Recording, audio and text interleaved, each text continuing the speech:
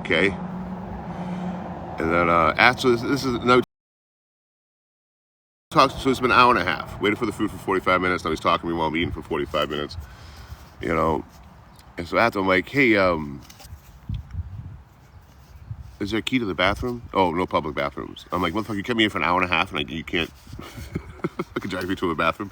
Lee with the hat and mustache. Howdy. What's up, James? You kept me for an hour and a half, knowing that you had no bathroom whatsoever. You know, are you fucking kidding me? And I'm like, where is there a bathroom? He goes across the street. I'm like, that place is closed for the weekend.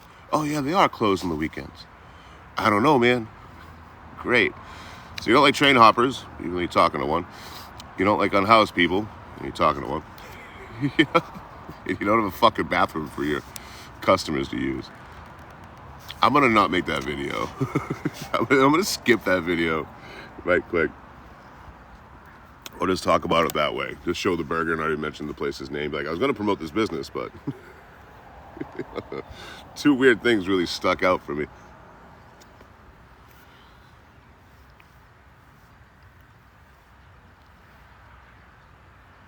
All I really gotta do is just not come up and say anything. You guys left me alone. GM with the follow, thank you. Safari vibes. What's up, Tara? Jude, I see why. It's nice out here. A lot of people dog it. Usually people from here dog it. But I like you, June. Bad times here. What up, Larry? What am I trying to get to today? I'm not sure. I'm either trying to get to Portland or I'm going to hang out for 2 more days and try to meet up with 2 of my favorite creators. One a long-time friend, another one a new friend on here. So I don't know. I might just keep trying. If I get stuck here, you know, that's the universe telling me to hang out. And if I don't, it's time to go. I'm not sure yet. Judy with the live, Sandy 911 with the heartbeat. Thank you, guys. I'll give some donations, go to Hard Candy and Poor Decisions. I'm trying not to get a pack of tobacco. I'm trying to just use this electric guy. Pretty good. It's all right. Yeah, I'm trying to see Heathrow. Heathrow. Any shirts? Is this the number 1? That's the worst part. Is it a P? That's really gotta go. Like, I would have solved the situation, but I'm at a fucking burger place. I'm thinking there's gonna be a bathroom to use. Well, this guy's just yammering on and on about, you know, his whole life story. Like I asked him, you know.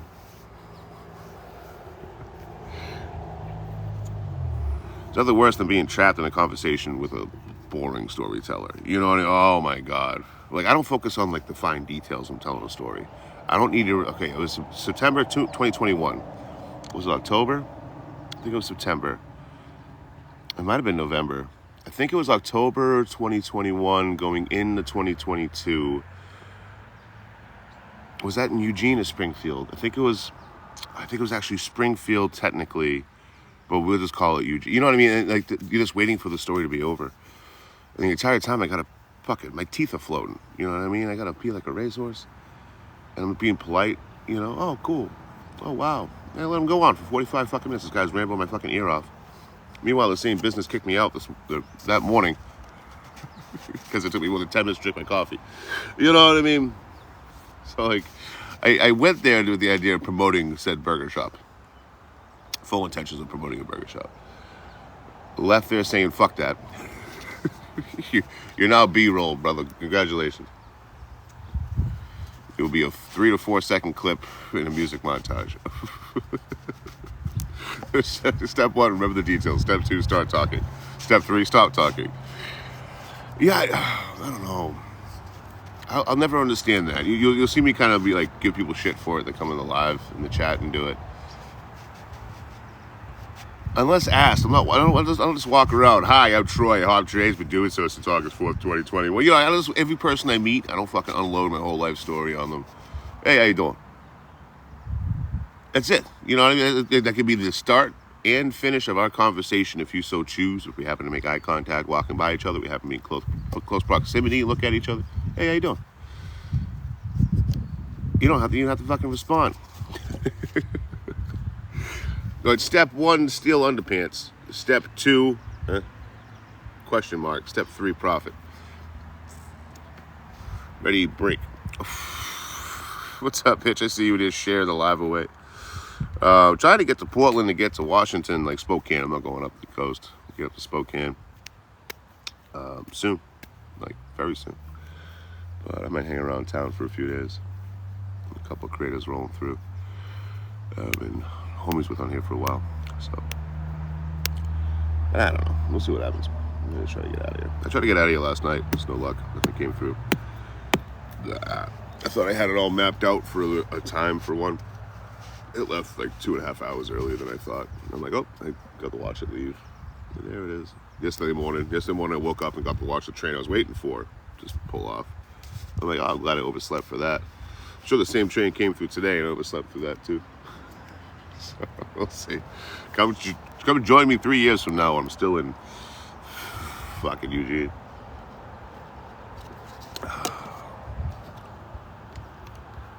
Oh yeah, we met a Dang It Gregory. He was a really nice guy. Really nice dude. Hitch with the heartbeat, if you brother. Oh. Next one? What you mean next one? You catch me on the next one? Oh, I'm sure it's beautiful up there, Shelly. It's got to be. Even in Spokane, when I was up there last, I would go to the outskirts. Go right to the outskirts of town and just camp out in fucking forest and the hills and shit. Fucking beautiful. Fucking beautiful. Like a goddamn movie. I'd say like from like Spokane, Washington, all the way to Whitefish, Montana. Especially on the freight train. It's just, breathtaking, dude. Like a whole new world. What's up, Bob? I'm doing good. Yeah, next train. I got you. I'm trying to do this electric puffer instead of regular tobacco today. It was super cheap when I went to a store a couple of days ago. I was like, let me grab one of those in case I run out of tobacco on the train. And I'm like, let me spend a whole day not doing the acoustics and do the electrics. So far, so good. Do a group live? I do not. Not right now. I don't have any human being yet. Once I get a good 3/4 of the way through this thing, maybe I'll be more ambitious. But for right now, I'm barely a human. I'm just going through the motions. Yeah.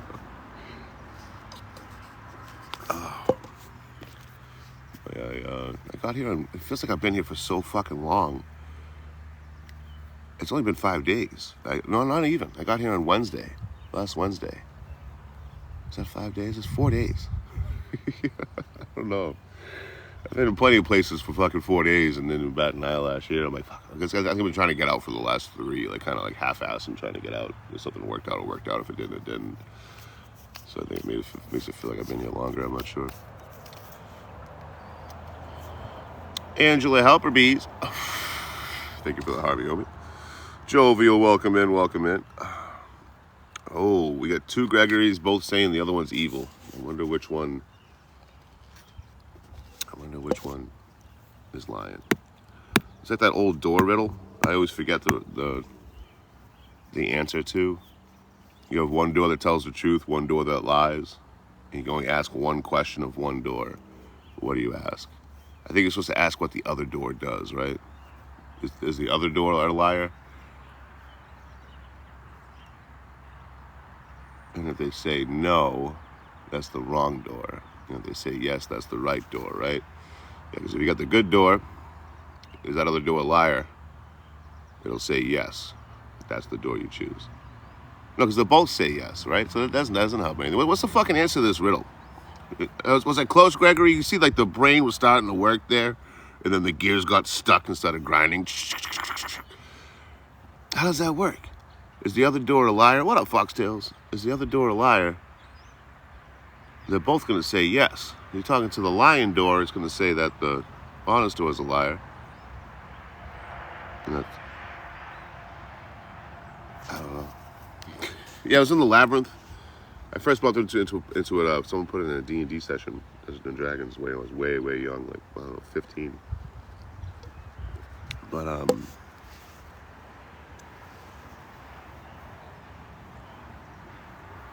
fucking know. Oh, if I were to ask the other person which path leads to safety, what would they say? So if you ask the honest door, how's that work again? Because the honest door is going to say, the other one will say that you're unsafe. Oh, then if you ask the lying door, it'll say it is safe.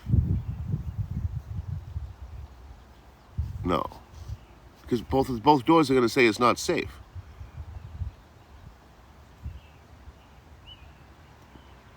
Yeah, you ask the lying door, it's going to say the honest one's not safe. If you ask the honest door, it's going to say the lying one's lying. My fucking brain hurts too, man. This is something for children, by the way. Is that Slim?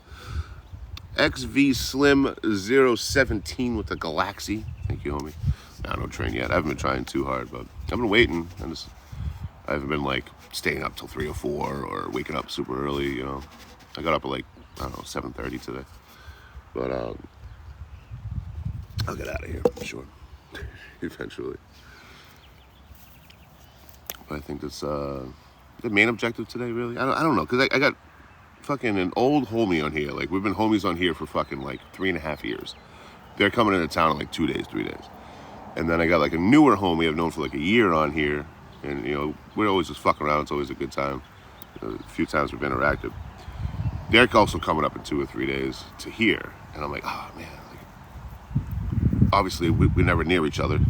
You know, like, we haven't had a chance to meet 1 in 3.5 years. I'm like, fuck, they always hang out and say hi real quick and then go.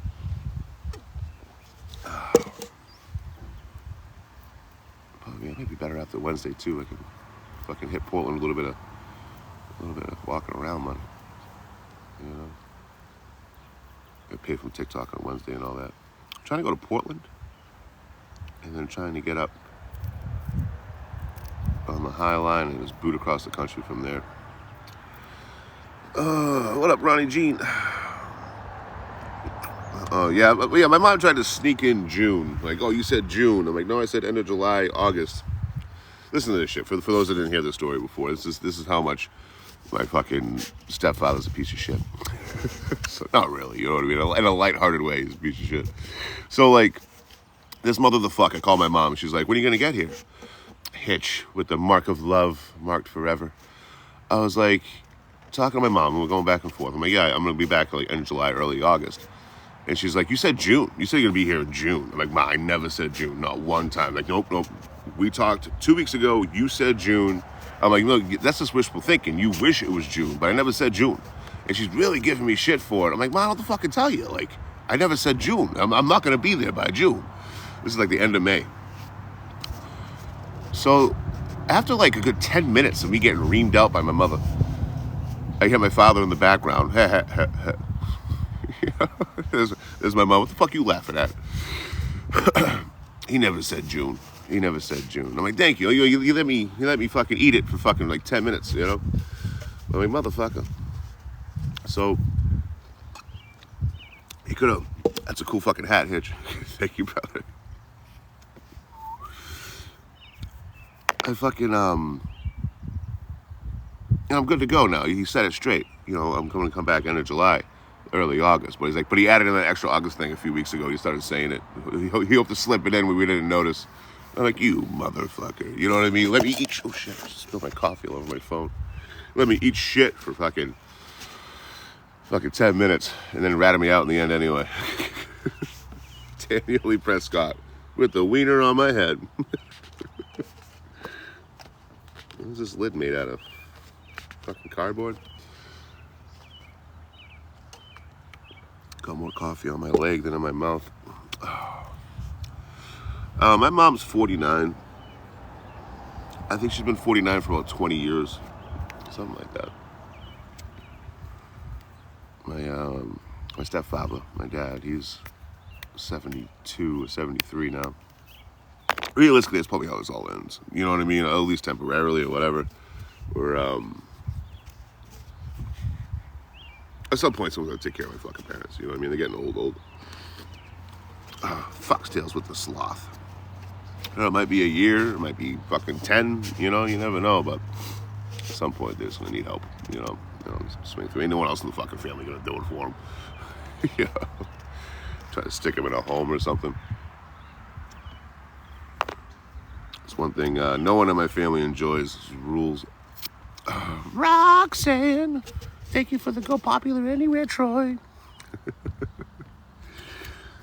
Yeah, there's not too many northbound trains, but I really haven't been trying too hard. You know, like I tried probably for like 5 hours a couple days ago. Yesterday I tried. I was kind of skulking the yard and checking stuff out the first day. Second day I waited like 5 hours. Yesterday I waited like a good 6, 7.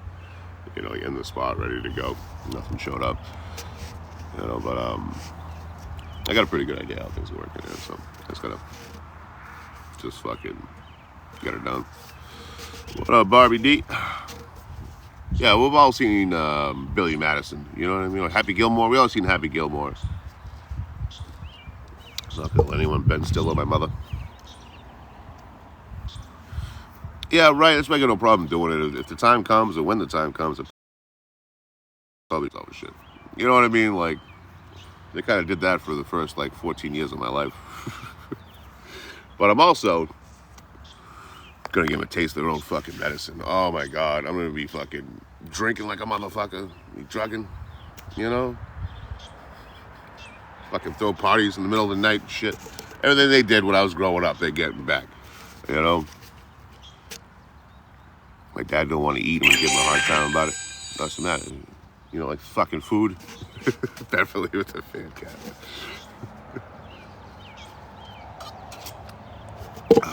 But yeah, realistically, I think that's how this all kind of ends, or at least temporarily gets shelved. You know, take care of the parents for a while, you know. Hell yeah, Lily, don't blame me. What's up, Kirk? I'm good, homie. I'm good.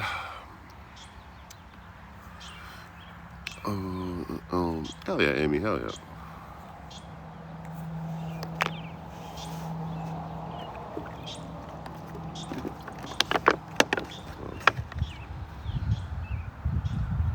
I don't know what I'm gonna get into today. I gotta get more supplies.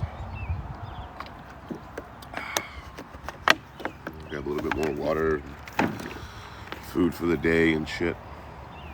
The store over here is really cheap too. The protein shakes are $4. You go to a truck stop paying $6.50 for a protein shake. You know, 42 gram fucking bad layers. You're paying fucking probably $7 soon, but $4. I'm like, oh hell yeah, hell yeah. So I got 2 yesterday. I drank one this morning. I ran over and grabbed a cup of coffee. No, the same jug I've had. This is the same jug from California. It's just been holding up pretty well. I got another jug yesterday because, you know, I only had this much water left. But I didn't have a handle, and I don't have duct tape to make a handle out of it. All I do is I just wrap duct tape around the body of it, and then backwards, like, so the sticky side's out. I make a handle, and I tape that, and then I put a piece of tape over the handle last. So it ain't going anywhere, you know. And you don't have to worry about it sticking to your hand or catching pine cones with it and shit. But I haven't had duct tape in a long time. You know? How's the weather? Fucking horrible. It's -20 out.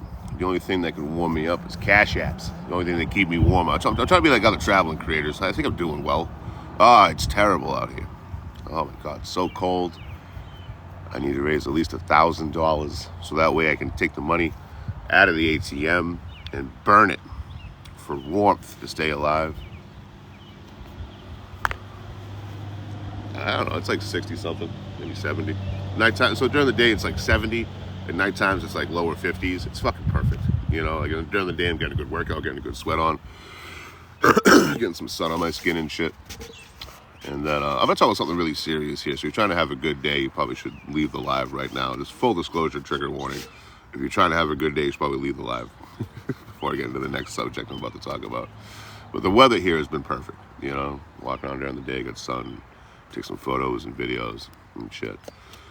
So as I was doing that yesterday, I see a bunch of cops by a bridge, blocking off the bridge. Like, And I thought I saw someone with a pack. I'm like, damn, they backing up a train ride? What's going on here? So I immediately take the camera out and start recording from a distance. You know, this way, if anything happens, and, you know, they do anything weird, at least there's some proof of it, right? You know, I do enjoy recording police interactions just in case. But it was a guy getting ready to jump. You know, so he was getting ready to jump. Eventually, they talked him down. They spent hours there, hours. Once I realized what was going on, I shut the camera off. You know, but and just in case it was his last moments, I'm like, I'm not trying to fucking capture that. But you know, then that was a mind fuck. Like, holy shit, you know, it's right there. You know, holy shit. So then I met up with Yak on here. I don't know if he wants to put his real name on the internet, but he came through and he gave me a 6-pack and, you know, some green stuff, and we chilled for a minute. You know, like a quick minute. He was super in and out, and I appreciate the respect of my time. It was fucking awesome. So then we part ways, and then I go find a spot to go wait for a train. Nothing showed up. What are you gonna do?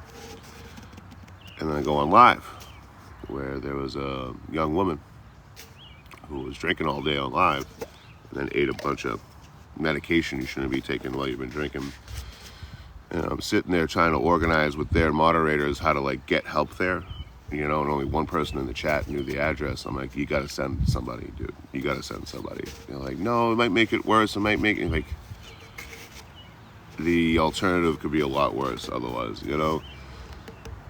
And eventually the police showed up on the live. Police showed up, shut the live down, told her she's going to the hospital and all that. I was like, hell yeah. Scary for her, terrifying for her, you know, but was the safest route, I think, at least. You know, I was really trying to push that one person to doing what I thought was the right thing, making that call. And they did. Yeah, they did. You know. But that was back to back. You know, that put a fucking sour fucking mood on me, dude. Oh man, I was all morose last night. You know, I was all bummed out. Like, fuck. You know, feel bad for me as these people are going through mental health crises, you know, but I didn't see it in real life. And then when I finally got away from that, I just see it on TikTok too. I'm like, god damn, man, why is this subject matter following me around today? You know what I mean? Like, how often do you see one of those? Never mind fucking 2 in one day. A fucking banana. Flip the script. Saw 2 lives get saved. Fucking, dude, perception is so important, Gregory. That is beautifully put. That is beautifully put. You know? I saw 2 people get saved yesterday. Fuck yeah. Still breaks my heart. Oh, it still breaks my heart. It ain't gonna change. You know? People even gotta feel that way. Woof. Probably a solution for a temporary problem and shit. But yeah, no, both had a happy ending. You got a point there, Gregory. I did kind of ignore that to go into a woe is me kind of vibe. Both people are still here today, so. I was surprised with the one in real life with the police, because like they were there for like 3 hours. You know what I mean? They're extremely patient, and it was really cool to see. Instead of like doing something stupid, they're trying to yank the guy off the bridge or something like that. They were just sitting there talking to him. It was fucking cool as shit to see that, without a doubt.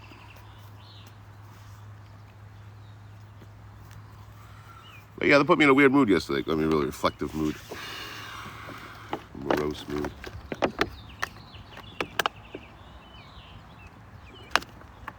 Today, I don't worry about any of that shit, you know? Go grab some food.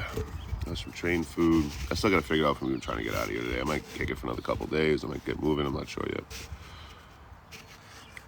I have not made a decision. You know. Yeah, hopefully both of them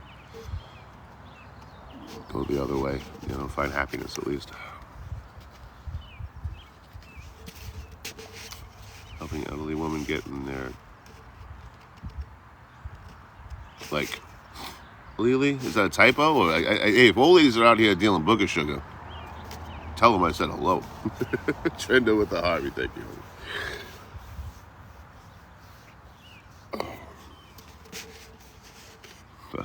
No, it's been a hell of a week, in a good way, you know. Besides, like yesterday was a mind fuck. But I jumped on a train last Tuesday. 5 days ago? Whatever the math there is. Jumped off a train last Tuesday. I jumped on a train last Tuesday. Jumped off here last Wednesday. Took a night to chill out, and came back to the yard. First day was just skulking around, checking it out. You know, he's like to find as much information I can about a yard and then send it out to people that can relay it to others if needed. You know, but the last 2 days before today, like yesterday and the day before, has been me trying to like, kind of half-ass get out of here. Becky with the follow. What's up, Pammy? Monty, what's up? What live I got dumped into? What's up, Shadow? Oh, damn. Yeah, you did snitch out. Coca-Cola. Yeah, no. That lady needs some help. I was hitchhiking. It was in Redding. I think I was in Redding, California, before Dunsmuir. And, you know, this older woman on a mobility scooter, she got like 3 cases, like three 12-packs of Coca-Cola, like up against her legs. You know, like her fucking gown is like all over the place, like, you know, showing some shit that she probably don't want the world to see. You know, just everything's falling everywhere, you know, and then her fucking thing bottoms out, like on the front where her feet go, that bottoms out because of a hill. You know, and I'm on live and I'm watching all this. I'm like, hold on, guys. I'm like, hey, can I help at all? You know, you look like you're struggling here a little bit. And she gave me a Coca-Cola for my troubles, and it was much appreciated. But I had to, like, you know, go down to where her feet were and kind of reposition everything. I'm like, is it okay for me to reach down here and kind of put these all together? She's like, yeah, yes, please. And I had to fix the bags that were on the back. And I'm like, God damn, man. She went to Walmart, and that was like a good half a mile away. You know, so she had to fucking go to the Walmart, get all this shit, go and pay for it, and then start driving it down a fucking sidewalk with a mobility scooter. And I'm like, oh, I should have did 2 trips, you know, or something. I don't know. But she started going. Maybe a few minutes later, she gets across the crosswalk, and then she stops again, and she's like moving stuff around. I'm like, I'm ready to go fucking go give her a hand. But she got it all working. She got out of there, so it worked out. 2 out of 3 got dropped in. What, the Coca-Colas? What's up, Catherine? That's not sweet. Anyone would do that. That's just normal human being behavior. What's up, Johnny? I remember last year I was in Hinckley, Minnesota, in this. First of all, I'm like checking out. I don't like cars, you know. There's this old vintage like Ford pickup truck. And I'm like, damn, that's a nice car. Then it stalls out, and I can't get it started again. And he's in the middle of the fucking road, between 2 fucking lanes, you know, between both lanes. So I'm like, hold on. I go running over there, push the fucking thing, get it situated, and I come back and someone's waiting to pick me up for the ride. I'm like, I gotta go. Really chaotic fucking live stream. But I posted the clip of that, because why the fuck not? You know what I mean? I posted the clip of that, and immediately there was someone in the comment section, like, it was like, hitchhiker helps man push truck or something. Old guy push truck or something like that was the text on the screen. Like, it should say, person does what everyone else does. I'm like, what do you mean? Like, there was, in this video you're watching, there was 30 cars that drove by and did not help this man at all. Just kept on driving. You know? But that was just I posted that video, the virtual signal anyway, so who cares? I'll be honest with you. Drew with the Army. Remember that live? Yeah, that was a year ago, dude. It's crazy. Oh, I see. Token editors live, so people got dumped into here. I'm so sorry you guys got stuck with me, dude. I'm so sorry. Where do you sleep? Last night I slept right between a bridge pillar, 2 bridge pillars, and a highway with a guardrail. The night before that, similar kind of spot. The night before that, I slept under a bridge in between all these big rocks on the other side of town. Night before that, I think that would put me at Wednesday night, right? Yeah, then I was in a motel. I was in a motel Wednesday night.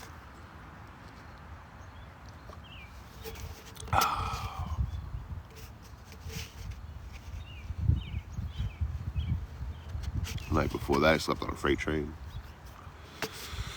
Yeah, man, yeah, you guys are fucked. You know, there's only fucking, 3 train riders on this whole app right now. There's only 3 train riders and 4 hitchhikers. You know what I mean? There's not a lot of variety. You guys are stuck with me most of the time. Sorry, guys. I'll do some fucked up shit if you want. You know what I mean? Like, make it more interesting.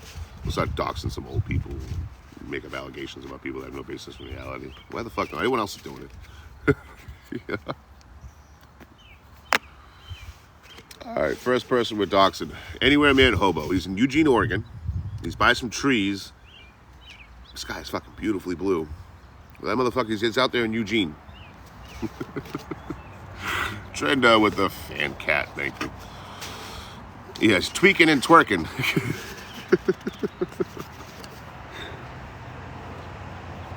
Look at arms of his flailing. Oh, I didn't like that Roy guy. Somewhere Dude, yeah, so there was Somewhere Dude. He kind of just disappeared one day, you know what I mean? Kind of stopped uploading. But there was Somewhere Dude, and I couldn't stand that guy because he was just so fucking good looking. He had a lot of shit to talk about me, but like he was just so good looking.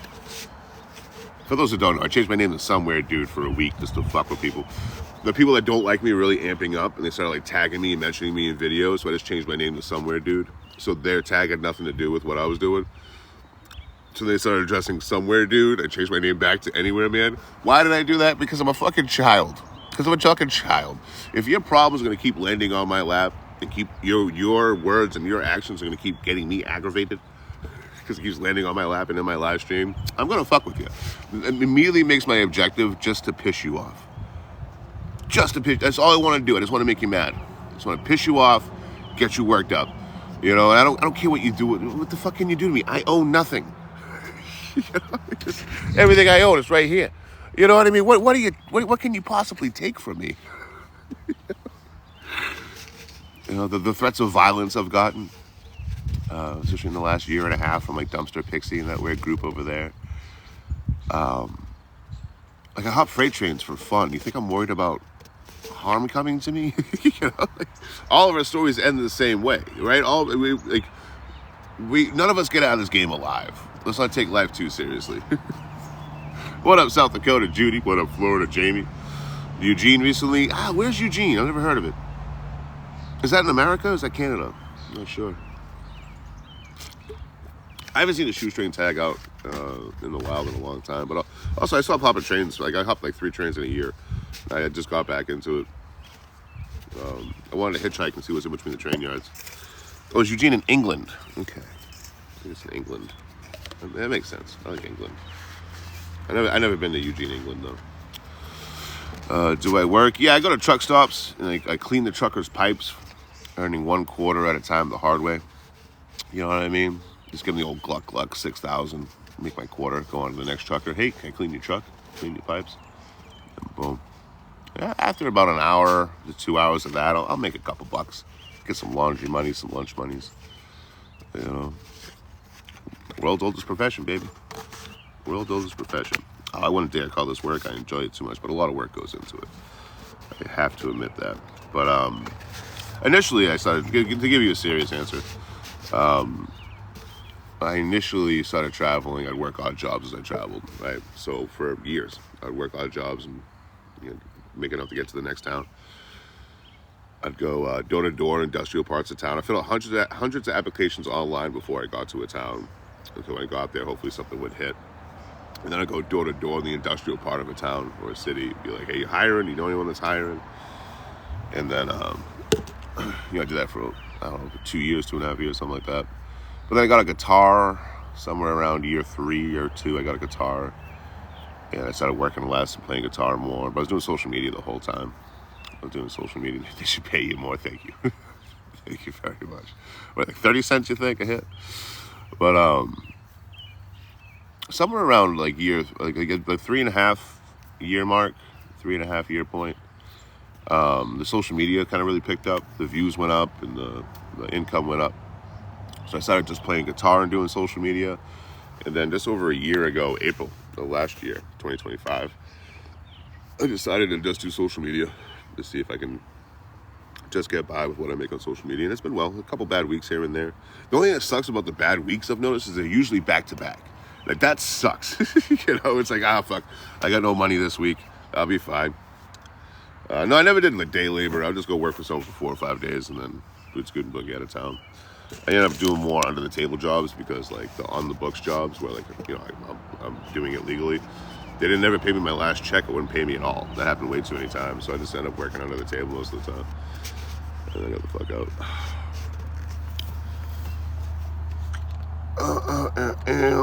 75 cents for a blowy? Not from me, baby. Hell yeah, John. Yeah, I've been in Eugene since last Wednesday. I don't see Monty's question, sorry. Don't see Monty's question. Does it for the love of the game? You know, I love it. Oh yeah, if I've been approached from a cop that knows from TikTok, multiple times, yeah. And it always throws me for a loop because I'm assuming I'm getting kicked out or I'm doing something wrong, because it's usually the case, or I'm just going to be badgered a little bit or a lot of bit, you know. But I remember I went down to Little Rock, Arkansas after the tornado that went through and tore through like I-40 and I-30. Like it was, dude, the destruction was fucking horrifying. I don't get clips of that. You know what I mean? Like I didn't get any photos or videos of it. I have no intention on posting. You know, if your house gets destroyed on social media, I don't want you to see that on my fucking page. You know what I mean? So I don't do natural disaster content. It would fucking hit people. You know what I mean? It's cool to document and whatever. I don't do natural disaster content. I have no interest in that, you know. Trust me, no matter what happens in the U.S., there'll be a shit ton of fucking creators milking that for all it's worth. You don't need me in the mix. But I did walk through all the wreckage up in, like all the damage. I walked through it all. So again, horrifying. Right after it happened. But back to your question, Monty. An example of it. I'm sitting by this gas station, right? I just went and checked all the damage out. I went and camped at Pinnacle Mountain and almost ate shit from a fucking horrible storm out there. I didn't have enough for a motel, so I just fucking did what I had to do in the woods to get through it, and I got lucky. And, the weather didn't hit me nearly as bad as it said it was gonna. But after all this, excitement, let's say, I found a foundation to a gas station that's no longer there, next to another gas station, an operating gas station. So I just came off the mountain and just walked around all the damage. Like I'm fucking beat. So I'm gonna camp right here. This foundation of this old gas station that used to be there. And I'm sitting there and cops are going by non-stop. Non-fucking stop cops. I mean like every fucking 5 to 10 minutes a cop car comes by. Sometimes they're shining a light on me, sometimes they wouldn't. But every 5 fucking minutes the cops coming by and I'm like, yo, what the fuck? Are they looking for someone? Are they looking for me? You know, what the hell is going on here? And then a cop pulls up. And I'm like, here we go, fuck. Hey, what's going on? And he comes out of the car and he runs over and he's like, I've been following you for a long time here. Gives me his card. And it says like, hey, if you want to ride along, hit me up. I didn't take him up on the offer. I was getting out of town. I probably should have. This was years ago too. But he was like, yeah, the only gas station in town that's open at this time is here. So all the police cars are coming here to refuel. I'm like, that makes more sense. All right. So the cops were just going to get their fucking gas, and they would see me and be like, what the hell is that? There's a guy sitting there talking to a phone. You know? But one of the cops that followed me came and included me in. One of the most humble people on here. No way. I'm going to tell you right now why I'm not humble. I brag about a couple things here. Let's go into it, because I know my worth. I have something more than any other creator on here, right? I'll tell you right now what it is. I have the smoothest brain on TikTok. Prove me wrong. I have the smoothest brain. I have the smoothest brain, and I have the most chromosomes. Smoothest brain on TikTok. You know, and no creator can prove me wrong. When are you left hand? I feel like I just had a stroke. I feel like I just had a stroke reading that comment. You know, I mean, feel free to double back, write it the way you meant it. You know, right? I'm the only creator to ever cook up a dog on TikTok Live and eat it. I can confirm. Yeah, Shadow saw my brain in real life. Under the hat, it's just all brain. You know. Smoothest, chromosomiest brain on TikTok. What up, Groovy Heather? Good to see you as always, homie. The beautiful eyes. Thanks, I grew them myself. I got a clean butt. Let's talk about it. Throughout the day, a bunch of you Neanderthals, your body. All right, let's go through the whole process. First, you take something that's some kind of food, some kind of what was once alive, one way or another, and you shove that in your mouth, right? And an exposed bone in your mouth is going to chomp that up. Your sides of your cheeks are going to spit diluted acid at it to help break it down a little bit, and then a series of muscles will contract and expand to put it into a pit of acid that sits right about here. Now, the acid doesn't burn you, it just burns the food. I don't know how that works either. Doesn't burn you, but burn the food up, no problem. Right? And then I'll skip the next part. But when it's coming out, when it goes down a half a mile worth of fucking trackage and tunneling, you go and you find a turlet, right? Now at this turlet, usually to the right side, you're going to find little pieces of paper. If they're not a heathen, it'll be a 2-ply. If you're a heathen, use 1-ply. You know what I mean? You trying to get your fucking finger to slip through? You trying to touch poop? What's the matter with you? 2-ply all day. But we as a species have evolved past the need of dry paper for your derriere, my friend. I'm telling you, baby wipes are where it's at. Baby wipes are where it's at. You even get flushable kinds. There's all kinds of shit you can do. We as a species have evolved past dry toilet paper. I'll tell you right now, during COVID, my area, there's no toilet paper fucking be found for like 2 weeks.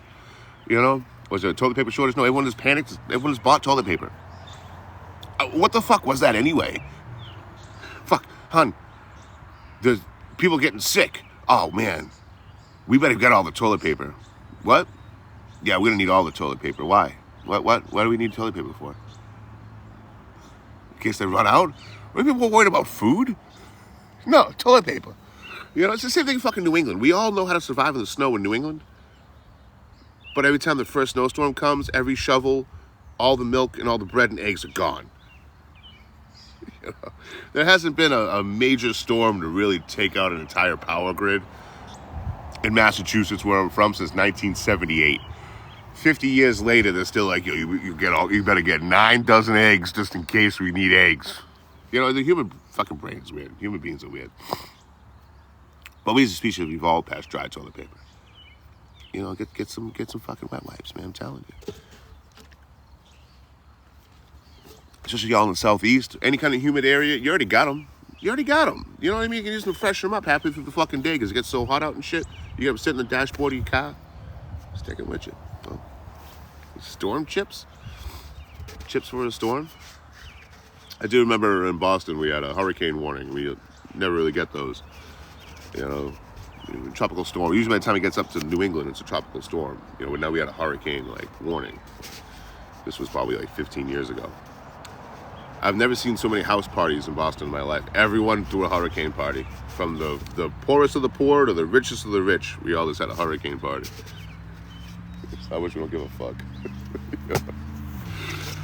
Lover of doggies with the hot meat.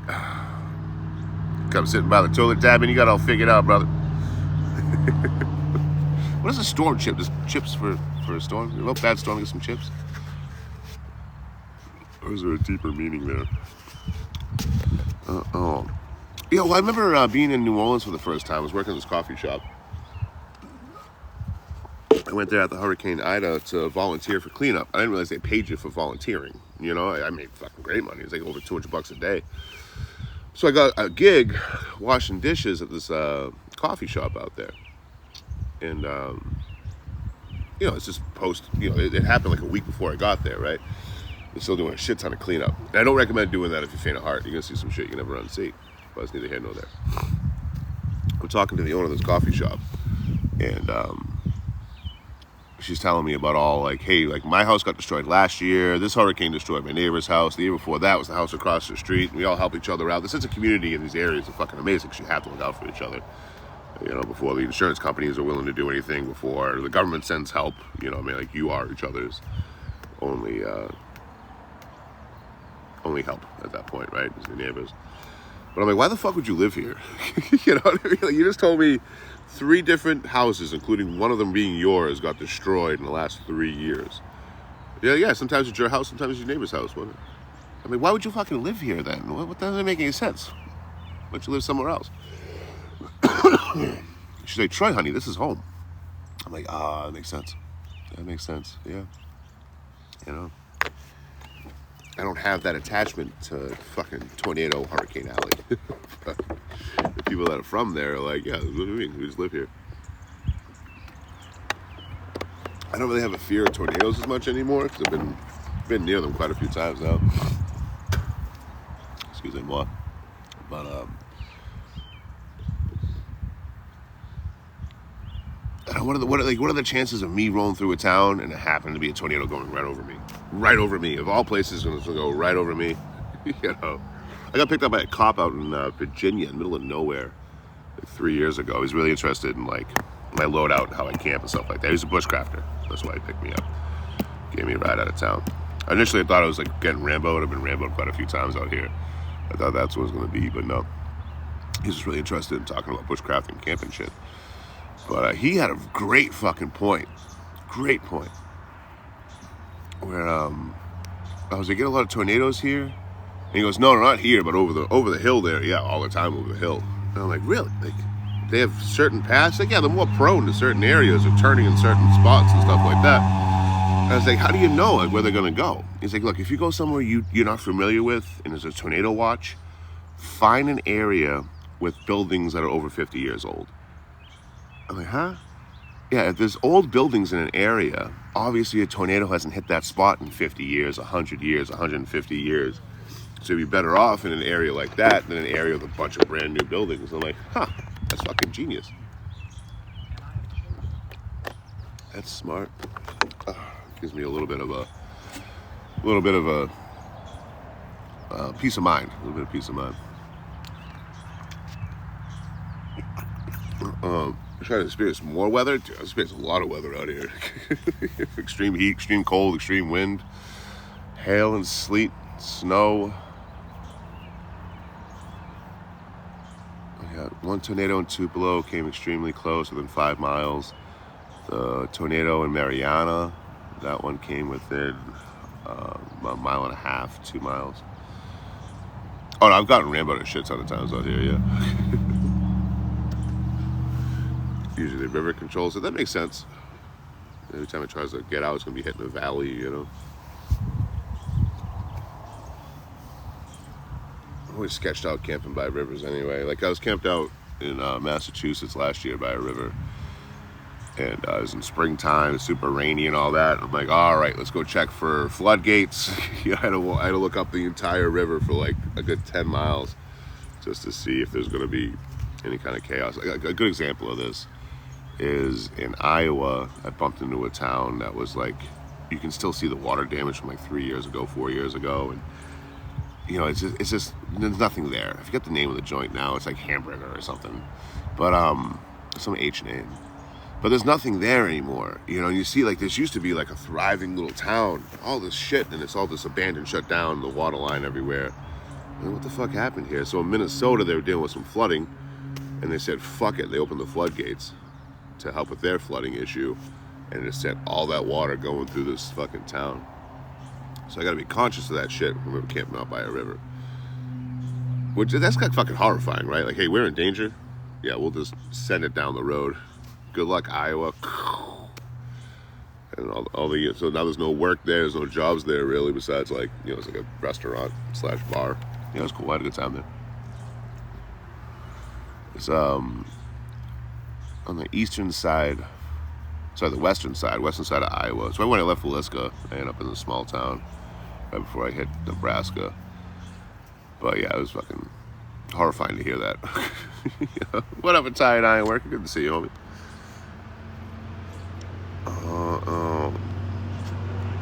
Really hazy. Interesting. What does Rambo mean? Obviously, just drive you out of town. The cops don't want you there, so they give you a ride out. Most of the time, it's cordial. Some of the time, it's just like, we're gonna get you. You're getting out of here. You know what I mean? Like you get the vibe, but they should have tell you don't have a choice. You know? Like I got Rambo'd in Georgiana, Alabama, and they were like, "Hey, where you headed?" And I was just a little bit too far off of highway property. I was just a sliver on the private property. The person saw me and called me in. They waited for me to be, you know, sound asleep before they showed up. But I woke up to, it was pouring rain. I got my tarp up. They pulled the tarp up, you know, they yanked it up, and I'm getting drenched. All my stuff is getting drenched. And they run on my ID. Then they hit the lights all at the same time. You know, and I was like, hi. So all my shit's getting wet. I'm like, hey, I have another tarp, another small tarp in my pack. Can I put that over my stuff so it doesn't get wet? We don't want you reaching for anything. I'm like, all right, just let all the stuff get ruined then. Fuck it. Committed a crime of sleeping in public. But, or just sleeping. I was going to say in public. The crime of sleeping. So like, where you headed? I'm like, oh, I'm trying to go to Greenville. It's like 10 miles up the road. Hit the Walmart and get supplies. They're like, oh, we'll give you a ride. I'm like, oh, well, how very nice of them. I load my stuff up. We get in the back. We started going, and the Walmart was on the highway. Shoo! It was flying by. I'm like, well, fuck that Walmart idea, huh? The deputy sheriff's like, yeah, we're not driving you out of this county. We're driving you out of the next county, too. Don't come back.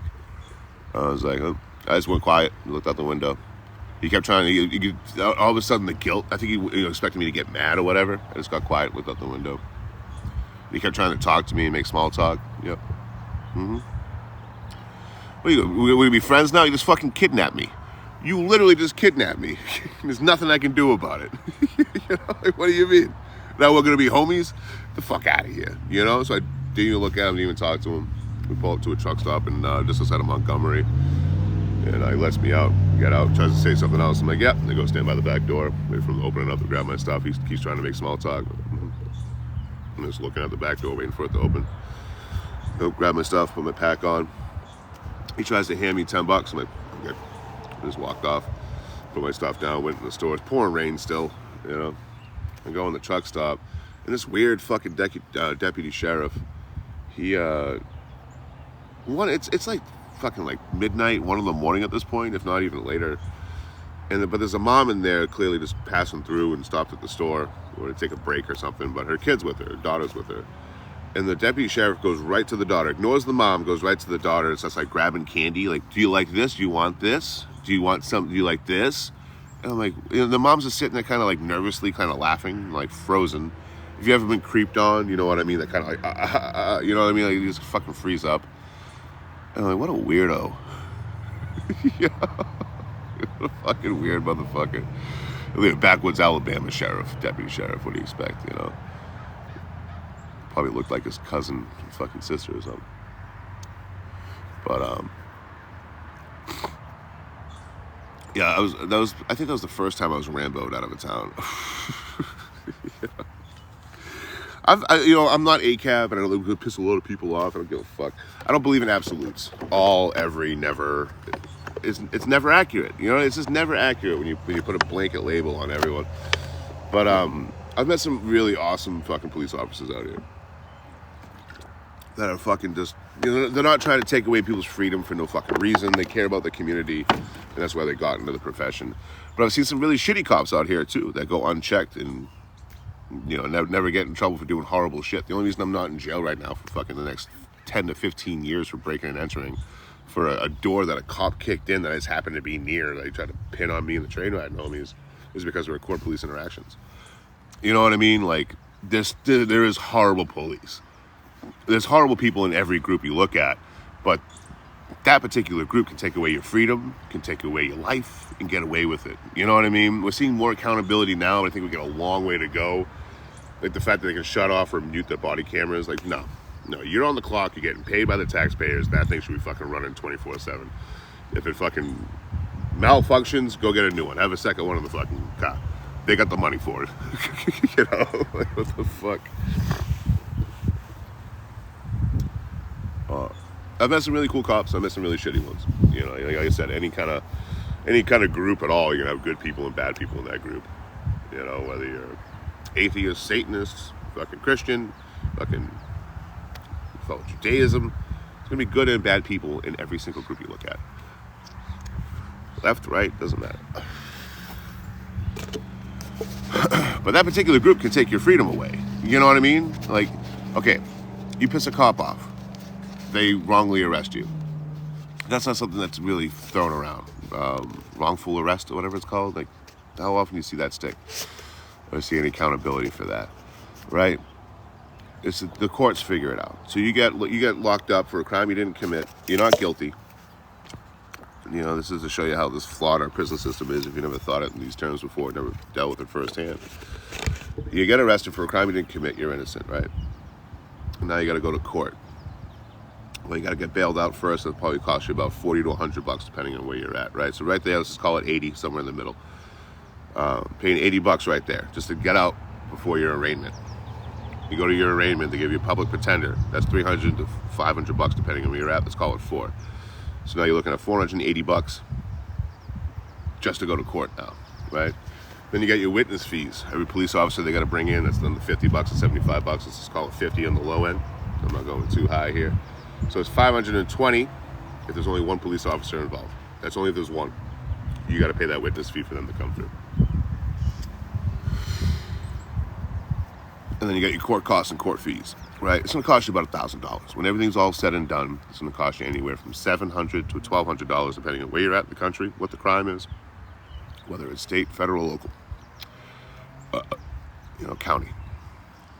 But either way, it's going to cost you about $700 to $1,200 just to get arrested for a crime you didn't commit, right? Now, I don't know about you guys. I don't have $1,000 that's fucking laying around to go pay a court. You know what I mean? I don't have a disposable income where I can just fucking, throw money at a court for a crime I didn't commit. So now you're in trouble. You go through court, you get proven not guilty. You still got to pay all that back. You still got to pay all that money. You still owe $1,000. What happens if you're too poor to pay it? You still go to jail. You know what I mean? So you're going to go to jail for the crime you didn't commit. The fuck is that? Like, what do you mean? Oh yeah, you were wrongfully arrested. You didn't commit that crime. We just proved you're not guilty. But you couldn't pay the $1,000 in court fees, so we got to go to jail for that.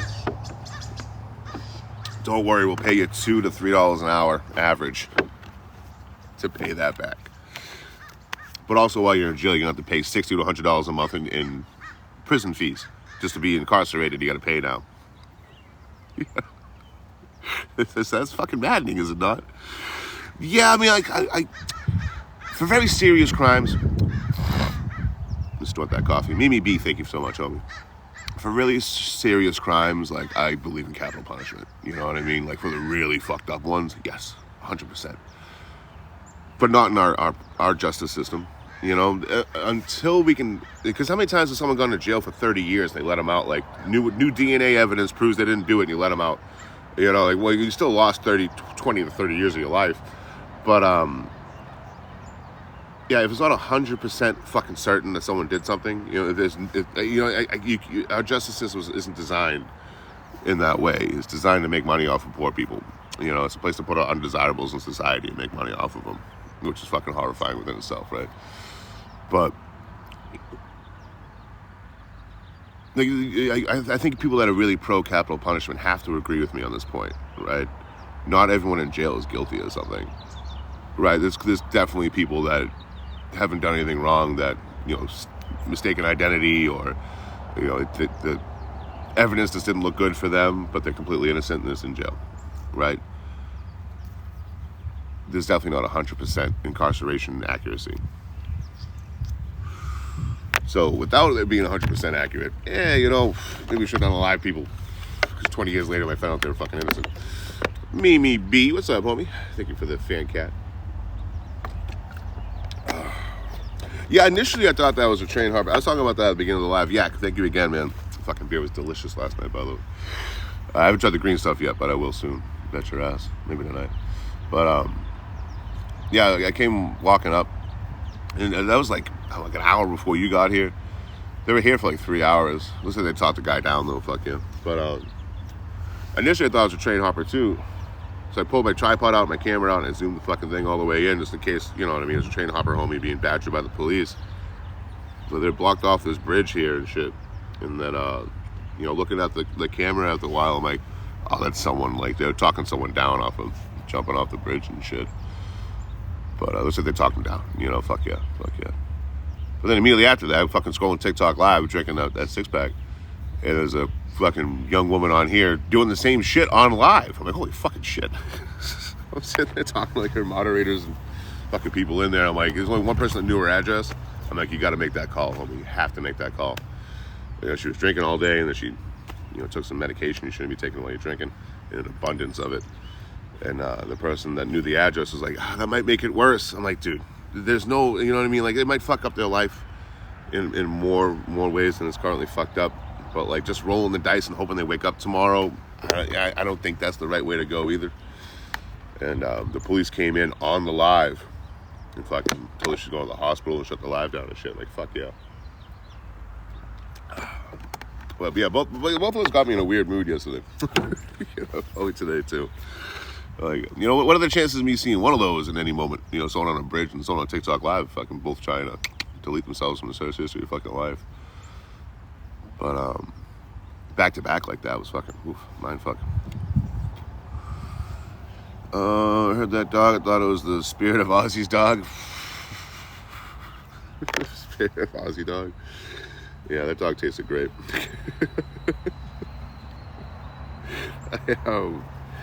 I don't know why I do the things I do, you know, but that one I know. I don't know why I do most things that I do, most things that I say, but that one I knew exactly what I was doing. You know, like the really parasocial cats, the people that are obsessed with that creator, they're gonna clutch their pearls and fucking leave. You know what I mean? I don't fucking want them here anyway. All they would do is come in and talk about that creator. That's all they'd want to do. Like, that creator would be live, they would Discord, and they'd come in and just talk about that creator. I was like, we're gonna shut this down quick. Yeah, it's been 2 weeks about me hearing about some fucking dog I don't even know about. I know nothing about. And everyone's trying to lead the conversation, you know, from that side to that fucking dog. You know, I'm like, I don't fucking know. You know, like we had haters coming through, like clearly the dog's in danger. And then we had supporters coming through. Did you hear about the dog? Oh my god, a creator had a dog that wasn't a good match for their lifestyle and gave the dog away. Scandal. And I just don't give a fuck. You know what I mean? I just don't fucking care. Like, especially at that time, man. I was dealing with some crazy shit up by Sacramento and near the train yard. This lady was like banging out pew-pews, like BB pew-pews at me and another train rider and shit multiple times, and walking around the blistering heat, trying to get a train. I get caught. I jump off, walk in the blistering heat again. And then I'm cooling off in the shade and I go live and it's just fucking the dog. And I'm like, fuck this dog. Like, I'm lucky to be alive right now. I'm lucky I'm not in jail right now. I'm lucky I didn't get fucking lose an eye from a fucking BB right now. You know, and he wants to talk about his fucking dog and give two shits. So, it wasn't long after that. Because I was just blatantly saying, I don't give a fuck. I don't care about that fucking dog. Because I don't know that dog. I know nothing about that dog. I know nothing about the story. You know, I'm doing my own fucking thing. You know, I don't have 9 hours to watch fucking other creator and talk about a fucking dog. So I knew I was gonna do something to really fucking, you know, turn the heat up. So I literally turned the heat up. You know, just pretend I ate the dog. You know, it was a good time. Adult timeout. Yeah, but you know, the juice boxes aren't good. What up, Steven? How's the plan getting north? I haven't jammed up for a couple days. I'm trying again today, though. Hell yeah, Dad, man. That was me, actually. Steven Albert. Thank you for the Anywhere Troy, man. Anywhere Troy's. In the heart, me. Elizabeth, what's up, homie? Clutch the pros. Yeah, they clutch the pros and they fucking run off. I'm like, hell yeah. Yeah. Troy, isn't that going to hurt your views? I always tell you, motherfuckers, I'd rather have 3 people in here I enjoy talking to than have 1,000 that are fucking mind-numbingly boring. You know, or like, I like going live. I like making videos. I like talking to you folks. I'm not going to lose that for anybody. You know what I mean? I'm not going to, fuck, I got to go live again. I'm like, oh, man, let me go live. You know? If I wasn't in a spot to hop a train, I'd be live from camp. You know, but I was like, oh, let me get out of this spot. Go for a walk, get some coffee anyway. But I fucking love going live. You know, I love talking to you fucking folks. You don't lose that for anybody. You know, I did think doing this whole bit about eating the dog and shit, I thought I'd be losing, you know, probably a couple 100, 300 followers. You know, and fucking I want them around anyway. But I actually gained a lot more. Like, all right, we've gotten to the side of TikTok where you guys are just as crazy as I am. Beautiful. Fucking love it. You know, I miss you. Are you in Portland, Steve?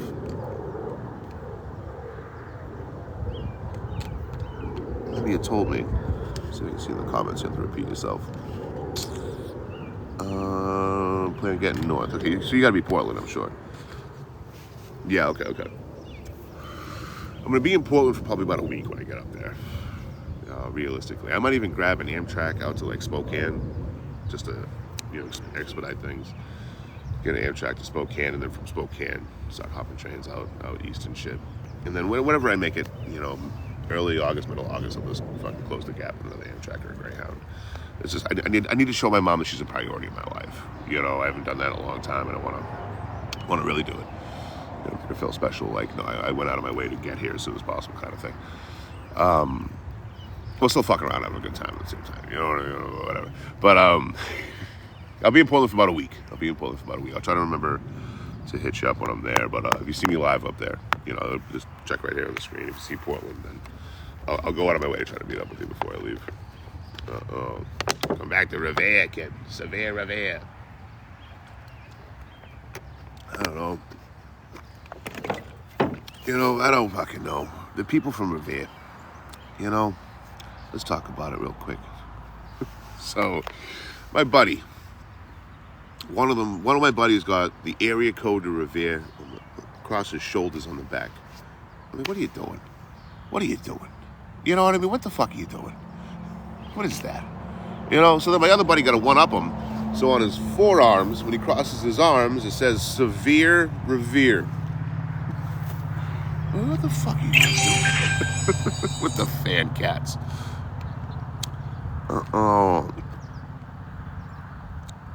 They ran like a motherfucker yesterday, so I didn't miss much. I'll be back. I'm going back to Revere like in August. Boston area, Revere and shit. Yeah, and then there was this whole like trend on FB where it's like I'm so Boston, I'm this, and then a bunch of my buddies from Revere I grew up with, who's left of them, they're like, I'm so Revere, I did this, I'm so Revere, I left town. What do you mean? What the fuck do you mean? It's not even the same place anymore. It's all fucking gentrified out and shit. Like there's still people that are from there that live there, but some of the shittiest neighborhoods, they slapped some paint on there, built a condo, and call it gentrified now. How's the weather? Dude, it's like -20 out. The only thing that can warm me up is cashew apps. Nah, it's beautiful. It's like 60. Do I miss you? I'm not sure who you are. I know we follow each other. You've been following me for a long time. I feel like I might have changed your name or something, on here. But Cater D does not ring a fucking bell, homie. Does not ring a bell. And your profile picture is a cartoon. That doesn't help me at all. You know what I mean? I've never met a cartoon. It's Kate. Dude, there's like 20 Kates from there. From LTK. Oh, what's up, homie? Kaylina. How would I know? You changed your name on here. You got a cartoon profile picture. I should have realized by the first 4 letters in your name. I gotta come by and say hi. Dude. Been a long ass time. Fucking high road me and shit.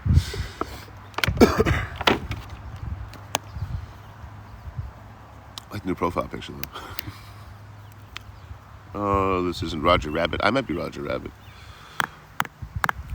I think maturing and growing up, not that I'm mature nor am I grown up, you know what I mean? Physically, yeah, I'm old as shit. Mentally, I don't know, probably somewhere around fucking 7. But I think growing up is when you're watching Roger Rabbit, when you're a kid, you take the side of the rabbit. You're like, why can't you just let this guy be whimsical and free?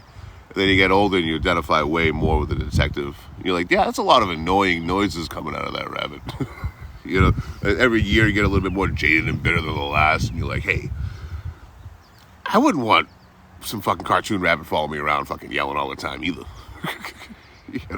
Like I'd have like a 20-minute window with that before I'm chucking that rabbit in front of a fucking moving freight train. Paige with the Harvey. What's up, Doph? One time I forget my phone number, getting hit on. I was in Alabama. Doph will never let me live this down. I was in Alabama, and I was there to work at this unincorporated town. I mean, there's no city hall. Sheriff will come through if you call the police. There's no like city hall, no local police. called Unincorporated. And I'm working on this property, like this, moving stuff around with a side-by-side, making a burn pile, making a scrap pile. Like all metal goes here, anything burnable goes here, and just clean up this property for this family that did repurposing stuff, selling stuff, scrap stuff. They had a good hustle going on. But it's hard for me to put it to one word. They pretty much just would buy a bunch of shit from like an estate sale or something like that, and then fucking flip it. But they had a bunch of extra shit, and they had to get rid of it. So that's what I was there to do. So I show up to town. My first night there, jumped off my train. Fucking crazy weather, dude. Crazy weather. Talking like winds into the 50s. Fucking rain, fucking lightning, thunder and shit. To the point where like, even though I wasn't on the low ground, it flooded out anyway. Just the water passing by, like a flash flood kind of thing, was flooding out the area I was in. So I ended up sleeping. I was in an abandoned building under an awning. I ended up sleeping on this giant window pane. I ended up sleeping on that. I'm like, I hope they just don't break. Had no reason to be there. It was dumped. It had nothing to do with the building I was staying at. It's been long abandoned. This is just a giant window someone dumped here. So I ended up sleeping on that. Is it Sar Hugglemans? Make a comment smaller. I'm not going to read all that. What the fuck? We're going to read a book from you? What the hell is that? If I'm in the middle of a story, you think I'm going to stop to read your novel? The fuck? If I wanted your life story, go buy the book on Amazon. Slow down. Let me finish the story here, if that's okay. That's okay with you. What up, Token? How you living, baby? But, fucking crazy weather. I'm getting a little wet, but nothing too bad. I'm on top of this giant window. And I wake up in the morning, I got a little bit of sleep, and all of a sudden, like, maybe 50 yards away from me, fucking lightning comes down. I'm like, holy shit, you can feel it. I don't know if you've ever been that close to lightning before when it strikes. I was like, oh, fucking Christ. It is so dangerous because lightning doesn't hit one spot. It hits multiple, all the highest spots in an area. Like if you're ever in any kind of storm and your hair starts sticking up and you have really bad static electricity, you are one of those spots. So fucking hit bricks, kick bricks. But the people I was working with felt so bad for me. They put me up in a motel, like a really nice one, like $250 a night type shit. And I was starting work the day after. So they put me up in a motel. I go get some dinner and I grab some beer at the store.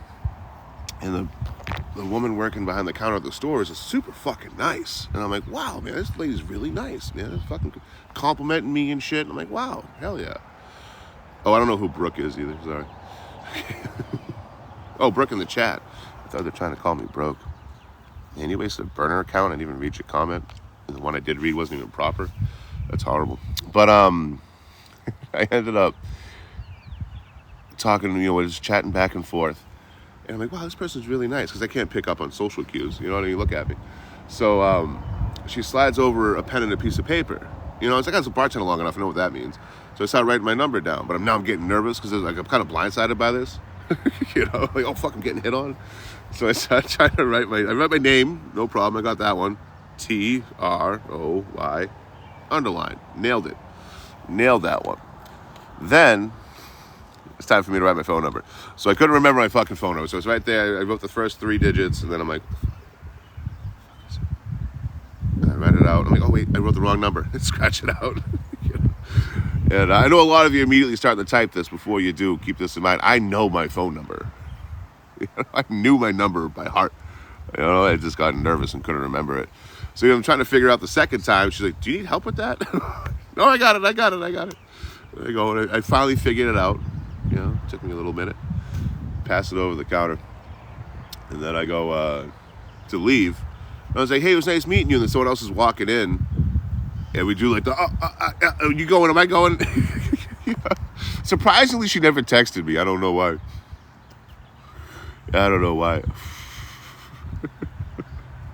Go and say, look, I'm at the state of mind. I'm so fucking nervous with the social interaction getting hit on. I can't even remember my own phone number. I'm like, oh, I can just pull it out and check the setting. No, none of that was happening.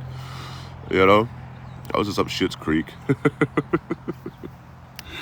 Yeah, I mean, the wind came through and clouds rolled through, so it's a little chilly, but I found the sweater on.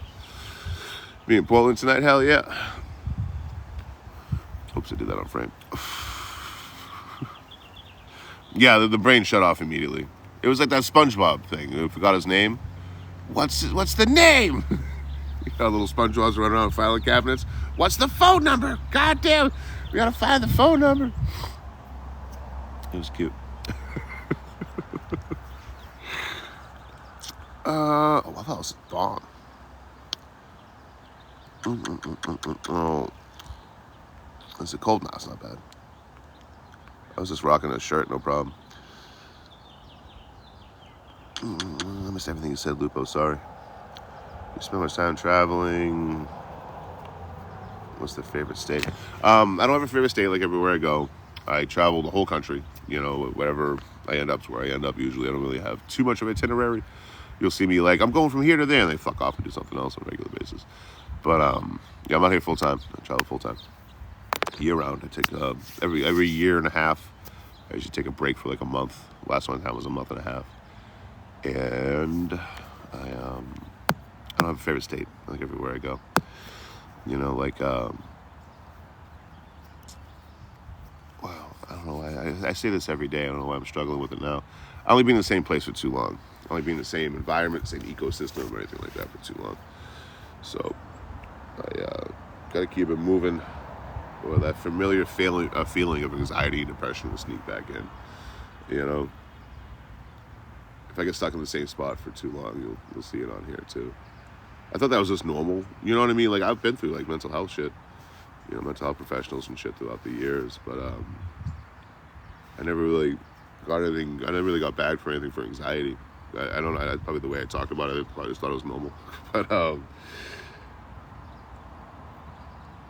don't know, even like depression, I used to blame stuff. So I bipolar type 2, which means I have more gradual. Like I don't go manic, I go hypomanic. You know, instead of like one is more drastic spikes, mine's more gradual and slow. You know, so I go through these depressive states on occasion. And before I traveled, I used to actually like, you know, try to figure out like, okay, like it's my job or my living situation or whatever, you know, my relationship is making me sad. You know, try to find a reason for it. But I started traveling and I'm like fucking wide-eyed and bushy-tailed. I fucking love this shit. And every once in a while I still wake up and be like, oh, you know, it's like, you know, 1 to 3 times a year for like half a day. I'm like, whoa. I get all sad. But I came to realize with traveling, like, this is my brain. This is my brain. I wake up sometimes, my brain's just like, yo, you had a great day yesterday. I'm like, yeah, I did. You're sad now. Oh, fuck. Fucking shit. But I used to always have more anxiety and more depression. Like, it used to always be there, baseline, before I started traveling. Like, I don't know why I do this shit. I got no idea why, you know? All I know is it makes me the happiest I've been in my life. Hands down, owning next to nothing, doing this like this. So I don't give a fuck what anyone's opinions about what I do. It's a life that's fulfilling and makes me happy. If that makes sense. I gotta switch this frame out. That's all our brains, right? Oh, the cloudiness made it all dark. Maybe to Vermont. Hell yeah. Yeah, I haven't done a lot of Vermont since I've been traveling. So that's one thing. I got lucky. I got spawned in New England, where like a lot of travelers would be like, yeah, I've been to every state, but the ones in New England. You know, I don't know. It's just like kind of tucked away in the corner and shit. But yeah, I was lucky enough to be spawned there. You know, so like all the states in the northeast I already had covered before I started traveling. Last year I finally did travel through Massachusetts, my home state. I traveled right through the whole thing and then through New York State as well. Just kept on going, but that was fun. Maybe sometime in the future I could go hit like Maine, New Hampshire, Vermont, and tramp around those states for a while. What up, rail car? Do I have Cash App? I'm happy to tell you that I am. I do. I am. Yeah. It's all in the bio. All the financial stuff. Just make sure you hang out for a while, man. Make sure you're... I've seen your name here before, Dad, man. But make sure you know where the money's going. You know, like I like my green stuff. I like my beer. I like my tobacco. I'm trying to do an electric one today and not do tobacco. Let's see how long that willpower lasts for. But I always like for you guys to look at this platform. I'm not telling you what to think, what to feel in general. I mean, with this platform, I'd like my work. I'd like you to think of this the same way that I think about social media. You know, if someone entertains me, I'll throw them some bucks. You know, if I'm in someone's live for 15 minutes, I'm throwing some gifts. If I'm been watching them for 30 hours, I'm gonna throw them $10, $15 or something like that just for the entertainment. Because that's what I love about social media. You know, like you can go to a movie theater, pay $25, $30 for a ticket, whatever they're charging nowadays, and you don't even know if you like the movie yet. You have no idea whether you like the movie yet. You know, you're paying up front. Fred just singing drink. Sorry for the singing. That was the thing too. I was live the other day and just showing my bucket. You know, I was on the train. You can see like the bucket there with the light on it, and I'm like fucking singing and hooting and hollering. And it's like, oh, he's drinking. I'm like, no, I'm sober as shit. I'm just on a train. Fucking excited. But yeah. So you looking back to my first point. So I have ADHD. You pay $20, $25, $30 for a movie ticket. You don't even know if you like the movie yet. You might hate it. You paid it anyway. You got to fucking front load that cost. Cable, Netflix, you got to pay for it first, and then find something worth watching, right? Social media is fucking beautiful in that way. Like when we don't need guys in business suits telling us who to watch or what's cool and what's popular anymore. We can find any kind of creator doing anything with any kind of personality and then watch them for our entertainment. And I fucking love that, you know? But it's inherently free. Don't let fucking social media creators convince you of the opposite, you know? Like it's inherently free to watch a social media creator. But again, if I'm watching someone for hours and hours, like I'll throw some bucks for the entertainment. Traveler BB with the community, thank you. Yak with the Harmy. It ain't that serious. Yes, it is. I don't know what serious conversation we're having here. Steve.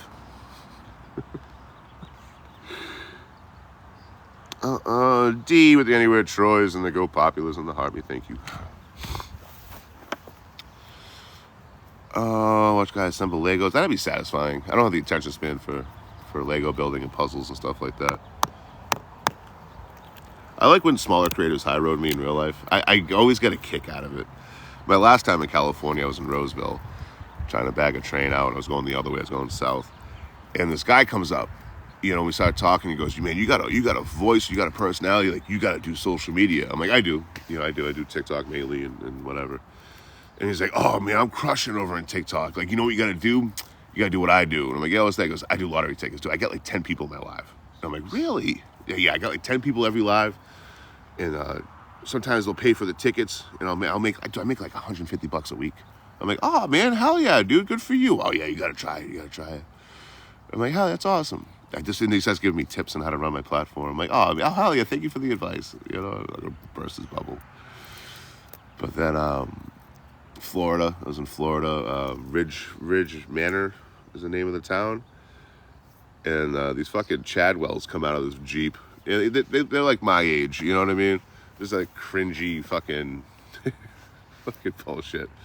Dad man for a pack of tobacco. Dad man with a kashap. It will go to tobacco for real.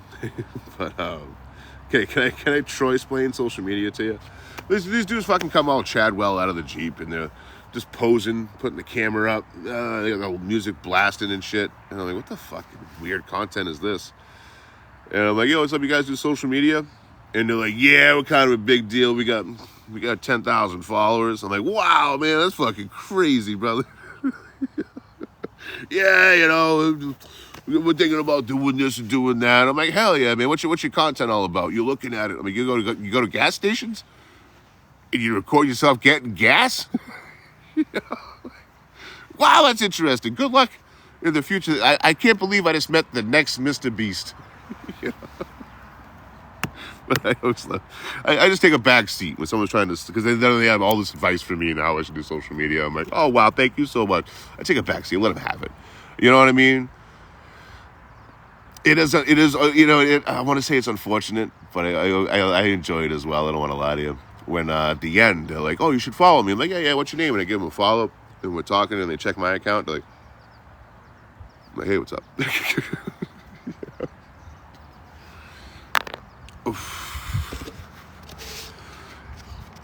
And maybe the next time they're talking to someone, they won't like pretend that they're famous or think they're famous and shit. You know what I mean? Like, I don't know. I got 150,000 fucking followers. I keep, you know, a decent amount of people in the lives. That's all you guys. Thank you guys for watching. But I never walk around like, don't you know who I am? You know, I don't fucking get it. I call it the 10K curse. You get to see who people really are at 10,000 followers usually. Sometimes less now. I don't know. I've seen people with like 3K just like fucking be all egotistical and entitled and shit. But I call it the 10K curse. You hit 10,000 followers and you can see who a creator really is. How much energy they're going to put in their life, what they really believe. You know, like I've seen creators fucking straight try to run a cult. You know, like Sanders. A great example of this, right? Regardless of our history together. A great example of this where, you know, she's on live, she's standing up, she's all energy. Hey guys, what's going on? Blah, blah, blah. Just slaying trolls, talking shit. You know, I'm like, oh hell yeah, man, I love fucking talking shit to trolls too. You know, just fucking high energy lives and really interesting topics, right? You know, hey, I'm traveling out of my Prius, bah, bah, bah, bah, bah, bah, bah. You know, high energy. Way more than that I'm not willing to put. I'm not fucking doing high energy lives. I mean, I gotta fucking carry 100 pounds of shit with me around the country. This is what you get. Sorry, guys. But, it was so weird for her, like watching her, because that mask is gonna slip. Whenever you hear me talk about mask slipping, I'm talking about people like that, people like Sandal, because it went from like, hey guys, I'm just trying to be a social media creator that travels, to like, you better believe the same God I believe in. You better not mention any other gods in my chat, or I'm gonna be pissed. I'm gonna be pissed if you mention other gods. Hey, did you guys have a conversation privately about me and you said something slightly negative about me? Well, you're out of here. You know, it's so fucking crazy watching someone try to build a cult in an echo chamber at the same exact time.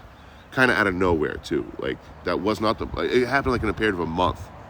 Again, that mask slips. You have to see who people really are after a while. You know, they can only fucking fake and pretend for so much, for so long. And what the fuck is some of y'all doing? I will not... I should not have pointed the finger outward for that. But what the fuck is some of y'all doing? I will not support a creator that weaponizes their community after people. Why the fuck are you guys supporting snitches for? If someone's main content is reporting another creator, you know, like someone yesterday, someone I got a long history with, but I saw one yesterday. I was fucking just watching, you know, guilty pleasure. I got to watch the tea. These two fucking travelers going at it on TikTok Live. But like right here where my location is, it's like, report this account. You know, and if you're like, yeah, we reported that account. What the fuck are you guys doing, brother? You know? The creators on here that tell you what to think, what to feel, and how to behave, and if you don't do it, you're gonna get fucking kicked out. Don't follow them. The creators that fucking dox people on a regular basis, you know, retaliation, don't follow them. The people that tell you to go report other accounts just because they don't like them, don't follow them. What are you doing? What are you doing? We've already established these rules 10 years ago on the Red Play Button app. You know, don't support shitty people doing shitty things and attacking other people. You know, if your content can't stand alone and you have to attack other people for views, hey, that's a you problem. But like, you as a viewer, man, don't fucking go reporting fucking people's accounts. The only time I've ever reported anybody, is if someone's in danger, you know, or animals in danger or something like that, you know. Just not liking someone, what the fuck is that? Lori with the fan cat. I'll never understand it. You know, I don't like this person, go report them. I reported them. Fuck is that? Especially those kind of creators, they get reported, what do? They bitch about it. Gosh, I got reported. Yeah, no shit. You're reaping what you sow, baby girl. You know? What you do to others is going to come back to you, because you just set a precedent where that's okay now. You know, like, oh, you know, you go for this one, you're going to attack this one and dox this one. Okay, they're going to do it back to you. You know, what are you guys fucking doing? We're watching two people, the one owns a vehicle, one's in an apartment, talk about which one's more homeless. Is this the funniest shit I've ever seen in my life? Unintentionally funny things make me laugh the most. You know, and the idea of two people that have a shelter and a roof over their head, one being a vehicle, the other one being an apartment, argue about who's the most homeless is some of the funniest shit I've ever seen in my life. Unintentionally funny, but still funny nonetheless. We gotta get Rich the Hungry back on here, man. We gotta get Rich the Hungry back on here so we can throw his hat in this ring. So we can talk about how homeless he is while owning land. It's so fucking weird, real legend. No, I'm real the homeless. No, I'm the realest of the homeless. They don't have places to live. You know? It's so weird. I didn't watch it for too long, because it was just the same shit over and over and over again. You know what I mean? It was just like the same insults are being hurled back and forth. You know, this person's this. Oh, well, that person's the same thing. Well, this person's the same thing. And it's just back, mind-numbing after a good 10 minutes, 15 minutes. But I gotta stop talking about this shit because I do enjoy drama that I'm not really involved in. My name gets thrown in the mix every once in a while. But it seems like most people either just don't want to fuck with me because they're sick of fucking with me, or they're tiptoeing around me so I don't get involved. But yeah, it was always nice to fucking look at drama from afar. I went there with you guys. I went there sipping the tea with you. Oh shit! Yeah. You too, Brooke. Thanks for hanging out.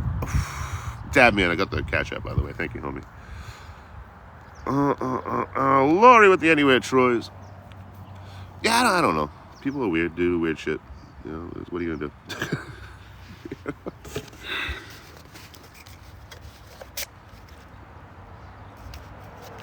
All right, there with you. I saw a bunch of you in there. You know? Sitting there on a burner account, like, oh, get 'em. Look at these messy fucks. You know? Yeah, the tea was great. Yak cupcake. I'm not calling you daddy. Yak cupcake. Don't be gifting me, man. You fucking came through yesterday just to fucking hand off a 6-pack, say hi real quick, some green stuff. You know, that was fucking. I didn't realize you would follow me for that long too. You're like, yo, I've been following you for like, 5 to 10,000 followers. I'm like, oh fuck yeah. And I was like, I asked you a question, and thanks for answering.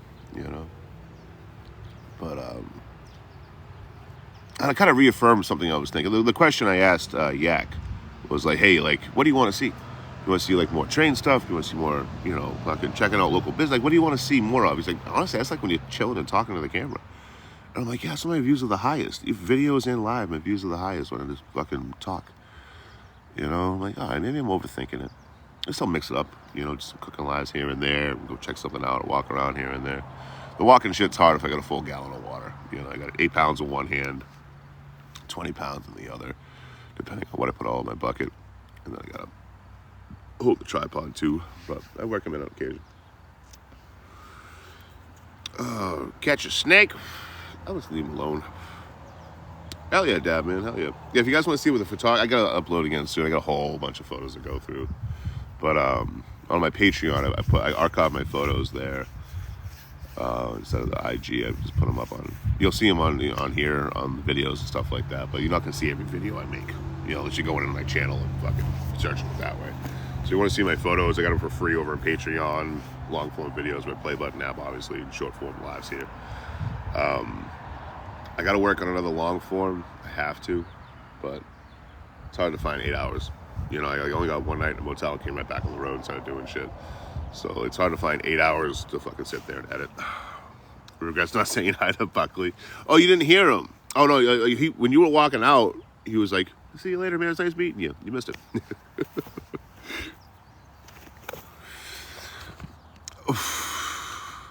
That pack is huge. Yeah, that's a heavy fucker. I think when people see it, and like if you look at it like that, it doesn't look that big. Or if you see it on me, because I'm a bigger fucker, like it doesn't look that big, but you realize it's 60 pounds of shit. It's 80 liters for fuck's sake. I think it's 60 liter in the main part of the pack, and then 2 10-liter pouches for 80. But I might even be bigger than that. I'm not sure. And everything's filled. That's one thing as humans, like if you don't need. If you're not doing like social media and you don't need a mobile studio with you, like while you travel, if you're doing any hiking or anything like that, or overnight shit, even a day hike, like you don't need an 80 to 100 liter pack. You'll be just fine. When you start adding tripods and power banks and cameras and cables and shit and lights and all that shit and microphones and all that, it takes up a lot of room. But no matter what, you'll fill it. You're never going to get an 80 liter pack and just put 40 liters worth of stuff in there.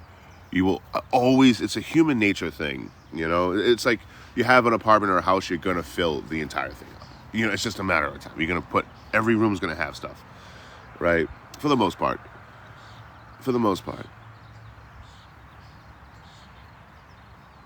Because Shusheng really didn't. I found that really interesting. He had a townhouse, so it was like, it's an apartment, but it's 2 stories. And you could just tell on the bottom floor there was like a cooler and washing and dryer, and then he had a TV down there for people that stayed there. Like I did, I stayed there for a couple nights. But he had a side room. It was like it had like, you know, one canvas cloth train thing on there, and that's it. You know, it's like, this is the room I got nothing to do with. I found that really interesting because most people would find something, you know, most people would do something that unnecessary with that room. But he's like, oh, yeah, I don't use that for anything. I don't need it. You know, if you're staying over, there's a couch you sleep on, or, you know, a pull-out couch. That room was really for nothing. You know. But most people, you gotta fill it up. Even his packs, Shoestring.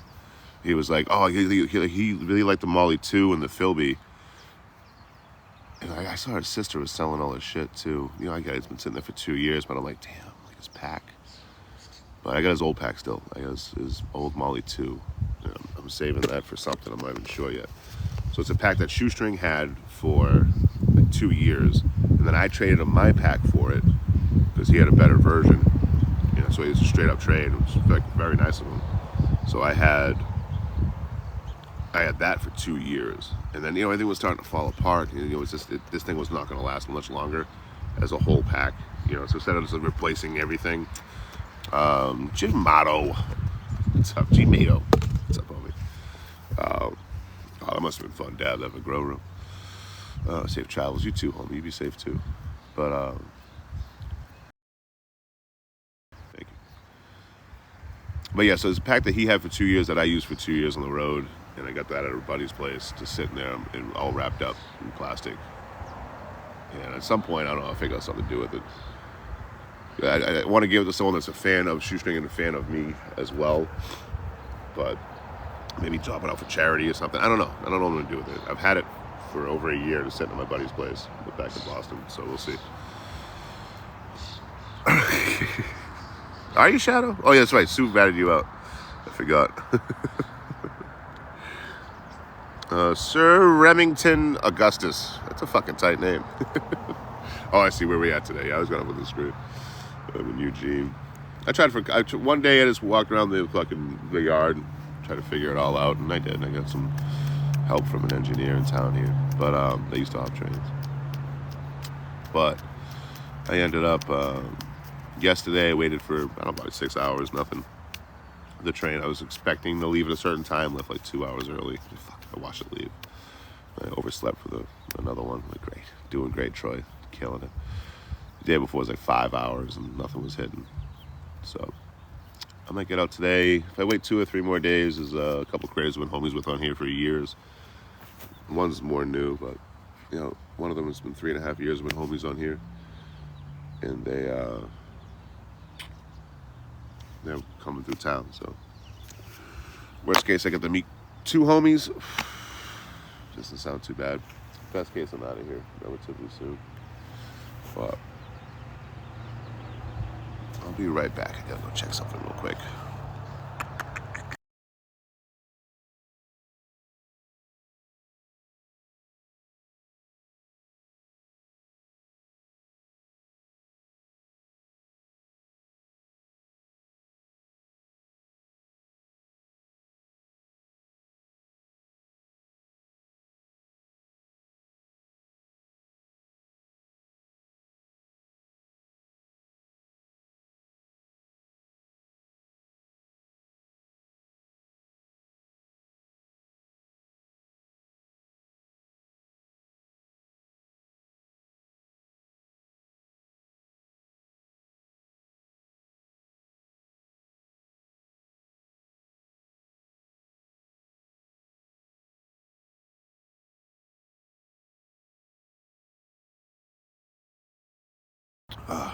All right, all checked out.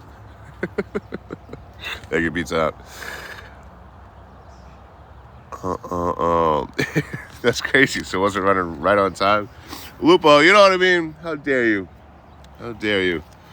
Tell me something and then I see it happen and I'm like, oh, motherfucker.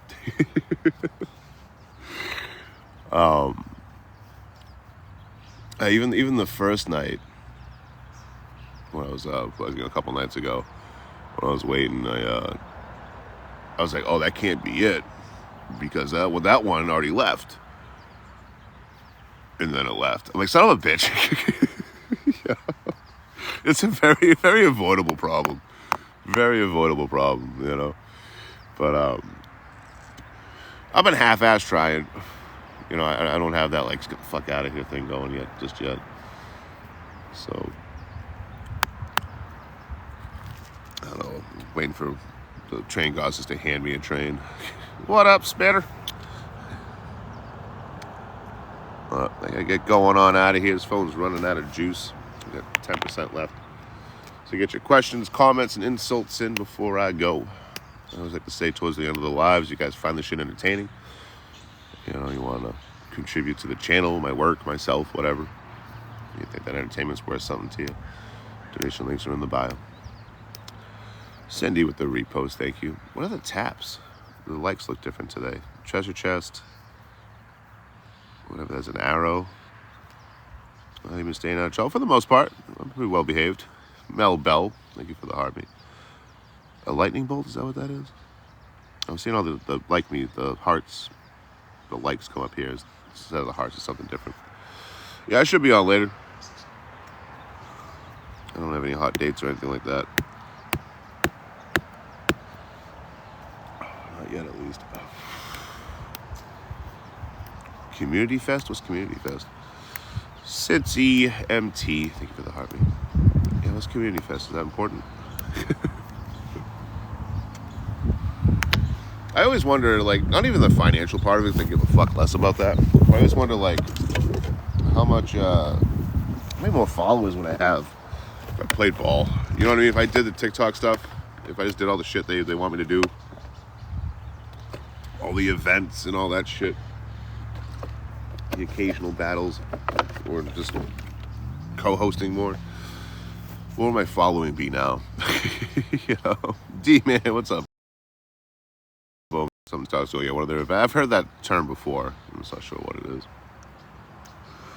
I don't spend a lot, I don't want to put, you know, you only got so much fucking room up here, man, and like, you know, between all the drinking and green stuff, like, I don't have a lot up there anymore anyway, but, like, I'll never, want to take the time to learn all the TikTok fucking shit they got going on, all this shit up here. You know, I still don't really know how the gift gallery works at all. To be honest, gift gallery works. You know, yeah. If I win a contest, I can go see the cubicles at TikTok office. Wow. Don't worry, there's some other creator on there that juiced their community for tens of thousands of dollars. Their content is nothing like mine, so us networking does no good for neither one of us. Yeah. Yeah, I got a photo with some random person I don't know. Yay! Maybe they gotta sweeten the pot. I don't know. I just don't know. Might get some rain going on here in a second. All right. No, it's not easy to make money over there, Crazy Cat Lady. You make more percentage over there. I think like FB gives you 100% of whatever you make for like their stars or whatever. But you're not gonna get the same viewership you get over there. You know, all the apps, how they have not stepped their game up to compete, I could not tell you. But it seems like every other app, one, the search bar sucks for everything except for like X or Twitter. The search bar sucks. You have to type in the name of the creator exactly. You can't be like a letter off or anything like that, or a number off. It'll just say no one shows up, you know? So the manual searching kind of sucks. But that's the way you find creators. You know, like Red Play Button app, for example, like if you're watching a bunch of gaming videos, you know, speed runs and shit like that, you're not going to accidentally bump into an Anywhere Man video off that algorithm. You're going to keep getting more gaming stuff, right? Unless you type in a certain kind of video, travel, whatever, you know, fucking trains, hitchhiking or whatever, then maybe I'll pop up. But on here, the random fucking For You page shit, like that's the best part of this app. That's how, you know, any creator can really build a community if you get lucky enough and you get lucky enough times and you do enough time doing it. But, you know, people that didn't even know train hoppers and hitchhikers and travelers even still existed can bump into one of my videos and immediately form an opinion based on that one video, whether they like me or not. You know, it's completely different than any other app. That clapping app, I don't know what I say on here. That clapping app, they were in the running. Like they could have easily took took over the American side of that random algorithm. They fucking cracked it. It's the same vibe. You just swipe and you get random videos of things you never knew you liked, right? But they fucked up. They never hired any big names. They never paid any big names to go over there. That's why that app failed and it will never come up. It's unfortunate. It was a beautiful thing that could have been cool as fuck. But no, they never brought any big names over. They thought just without doing too much marketing on that end, that it would just naturally evolve. Like everyone's gonna come to where their big creators are, where their favorite creators are. Jeffree Star selling makeup and yak milk. I mean, I wanted to hate Jeffree Star so fucking bad, because he's the complete opposite of me. Like, philosophically and as a creator, he's the complete opposite of me. I'm not trying to run a QVC channel and shit like that, right? So I wanted to hate that motherfucker because we're polar opposites in who we are and what we do on social media. So I went to Casper, Wyoming, where he lives. What happened to Nomadic? Nomadic Hog, he's doing well. He's still in there. But I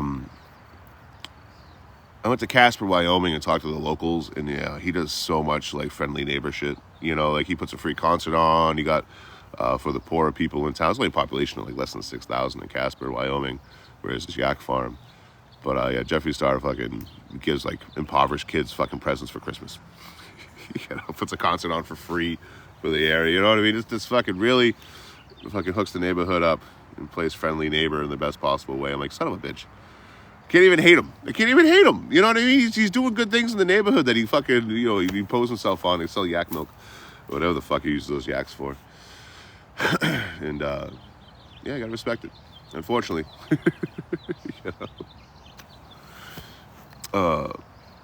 That Nomadic Wendigo guy. Look, you want to look up Teague Ronan Sterling on FB. And then you can see the whole slew of allegations over the years of him being the Renaissance fan, the horrible things that man's done to people. The world's a better place with him locked up. I don't want to see anyone go to jail, but I don't give a fuck what happens to that guy.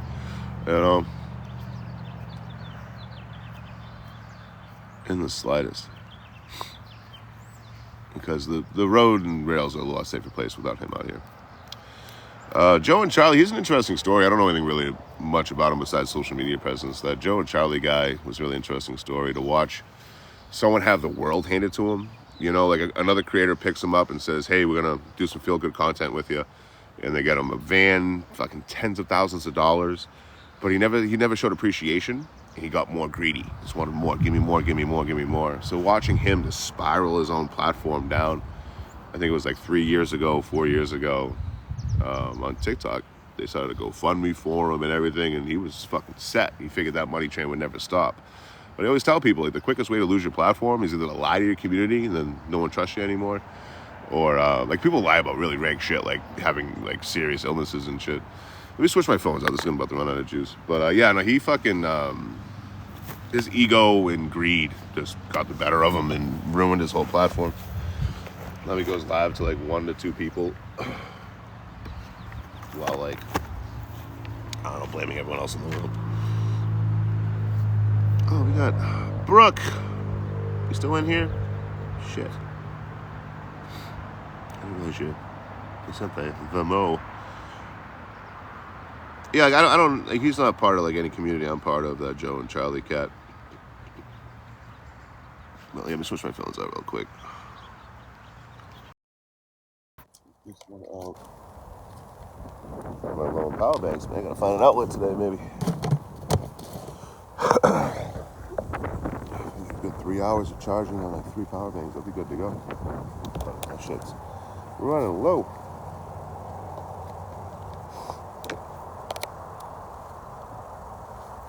Get that phone charging. Covering up with the case. This phone is not charging yet. Ah, shit. I'm glitched out. Covering up with the case. This phone is not charging yet. Ah, shit. I'm glitched out. Hold on. There we go. I couldn't see anyone's comments for a second there.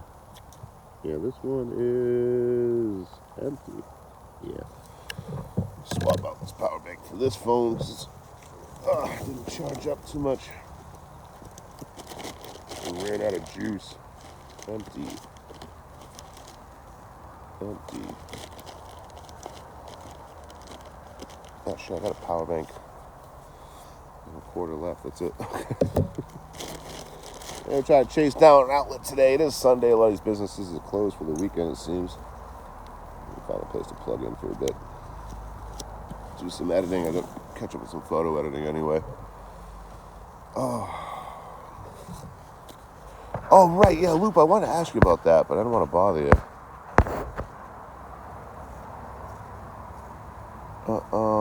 Did we get stuck in some burritos? Fuck yeah. It's okay, too late. I don't miss all these comments, Lupo. You've been fucking hilarious all fucking live. So yeah, I know you met up with Nomadic, right? That's why I blocked him. Because like, I see a traveler on here. I didn't realize who he was yet when he did to my friend and shit. But I threw him some bucks, and I'm coaching and mentoring him in his messages. I do it all the time. You know what I mean? Like I do that almost every day with people. Just coach and mentor. If you're a traveler trying to do social media, like, hey, here's how I do stuff. Here's the pitfalls and how to avoid them, at least for what worked for me. So he's super fucking nice to me, like kissing my ass in messages. Then he meets up with Lupo, and he's like, I don't even know what he said. Lupo's just like, yeah, he's like talking shit about you. I'm like, fuck him. Like, I don't need you. So I got rid of him, blocked him for that. And then after that, an awareness page fucking pointed me in the right direction. And I'm like, oh, I've heard of this cat before. You know, I didn't know the face or the name. But I do the horrible shit. So you met up with him, and he assaulted some old guy on a bike, some elderly man on a bike. Fucking horrifying.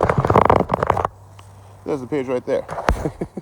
Yeah, Nomadic Cryptid, Teague Mayville. When I saw your post on the FB thing, I'm like, oh, I know that motherfucker. Like, that's him? Fuck.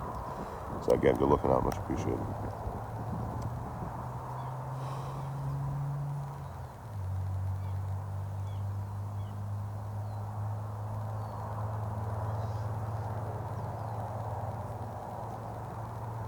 What I don't get is that me and that motherfucker got this. Me, Tristan Pizza, and fucking Nomadic when the fuck. We all the same diagnoses, by the way. You know what I mean? I'm like, how the fuck do you guys use that just to be a shitty person? You know? Like, oh, I can do whatever I want and do horrible things because I have this diagnoses armor. I say, motherfucker, I got the same fucking shit. You don't see me out here fucking doing anything nearly as rank. I don't fucking know. I just don't get that one. You know? Because that's all it is diagnoses armor. Yeah, I did horrible things, but hey, mental health. Man, motherfucker, that's behavioral. Behavioral is a choice. Fucking miss me with that shit. Oh, yeah, I called out Sailor Narco for doing that GoFundMe to get her younger daughter back, and that never talked about it again. I'm like, that's a scam. If you raise fucking over $3,000 for a purpose and then never talk about that purpose again, that's a fucking scam. And then I had her community comment at me, you can't say that, she has MS. And I'm like, okay, so if I get MS, I can fucking scam people on the internet? That's how it works? Cool. I didn't know that was a fucking symptom of multiple sclerosis. It was like, oh, my spine's crooked, and I gotta scam people now. You know? The fuck even is that? Fucking mental health, physical health diagnoses armor? You know? Hey guys, sorry, I'm blind in my right eye. Sorry I scammed you all for thousands of dollars. My bad. It's because of the blind eye. It's fucking weird.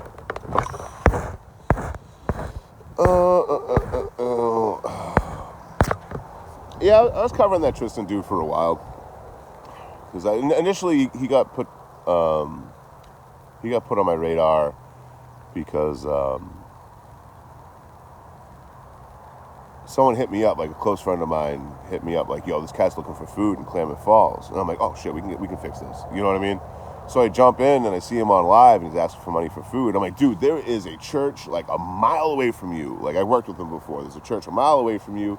They have hot food right there. He reads the comment before me and a comment after me. And I'm like, oh, I'm just didn't see my comment. You know, I get that. Say it again. Yo, there's church. They just started doing it half an hour ago. You got like 2 hours to walk 20 minutes and go get food. 15, 20 minutes. I just need money for food. I was like, yo, like, anywhere man's telling you where to get food. And then he's like, no, I don't want to go there for food. You know, I mean, okay, you're just trying to get money. You know what I mean? You're just fucking doing Rich the Hungry shit. So I just bipped out. But I went back in. All I had a right to get that guy threatening this and that against me. As I said, real hitchhiker here. He's hitchhiking on live. I was camped out at this abandoned bank up in Forest Lake, Minnesota. And I was like, hey, real hitchhiker here. Come catch me hitchhiking alive in an hour. And that's all it took. I didn't call him a fake hitchhiker. You know, like I implied it like a motherfucker. But I didn't say much. You know what I mean? Like if I saw that in my comment section, I wouldn't even think much of it. He got so mad. He's like, everything you did to Rich the Hungry, I'm going to make you eat dirt.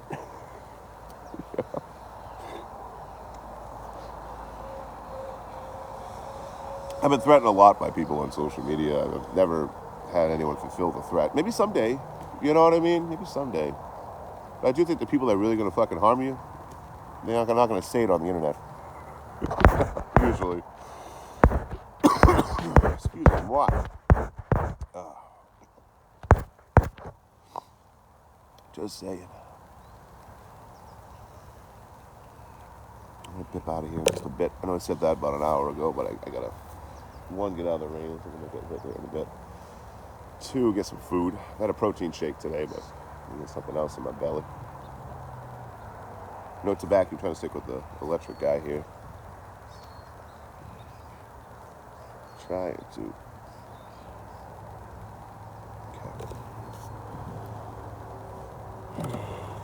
Get some food, get some supplies, get some more water. And then maybe back a train. Crazy guy with glasses. I'm not sure. I'm trying to think. I can't think of anything. This Tank Lip, he wears glasses. He's fucking crazy. His his troll, hater, and awareness community are all one and the same. But it's really interesting. Like that cat Blue Oranges, Super Mr. Fix-It, you know, a bunch of people you see over the Tank Lip lives. I'm over there fucking, you know, fucking around on occasion when I got the time. But it is really interesting because it's not like a Chris Chan. You know who Chris Chan is? Not a Chris Chan situation, or World of T-Shirts or Daniel Larson. His trolls and haters and awareness group tell him the right thing to do. That Tank Lip guy. Oh, he's in this. Oh, what is his name? That's Bradley. BPD Bradley. Yeah, he was a weird cat too. But Tank Lip, his trolls tell him the right thing to do, how to conduct himself in a way to get respect on the internet, how to make money on the internet. You know, you can't always go for like the quick cash grab. You know, it's going to cause you more problems in the long run. You make $1 today, but you make 50 cents tomorrow, and people pissed off at you and yell at you. You know. But he can't help himself. He has to be greedy. He has to fucking provide too little and ask for too much. You know, like the other day, he was just flipping his hat on his head over and over and over again. And his whole chat's like, we don't want to see this. We don't give a fuck about this. This is dumb. This is my content for the day. But I've had a morbid fascination with, you know, lol cows, people that got milked for laughs, lol cows they call them, or social media creators that came up and then fail horribly. You know, I always had a morbid fascination with that long before I did social media. You know, and that it really helps me like not fall for them. You know, it's not hard. It's really not fucking hard. You know, all you gotta do is not lie to your community. You know, especially when it comes to really important shit. You know, you can't be like, you know, I'm terminal for money, because you're gonna get called out. You're gonna lie on the internet, maybe smarter than anyone on the fucking internet. You know, don't be lying for serious shit for money and shit like that. Don't be an unreliable narrator at all, really. And don't ask for too much. Don't be too greedy and provide too little. You know, you can't be asking for too much. And especially on social media, it's inherently free.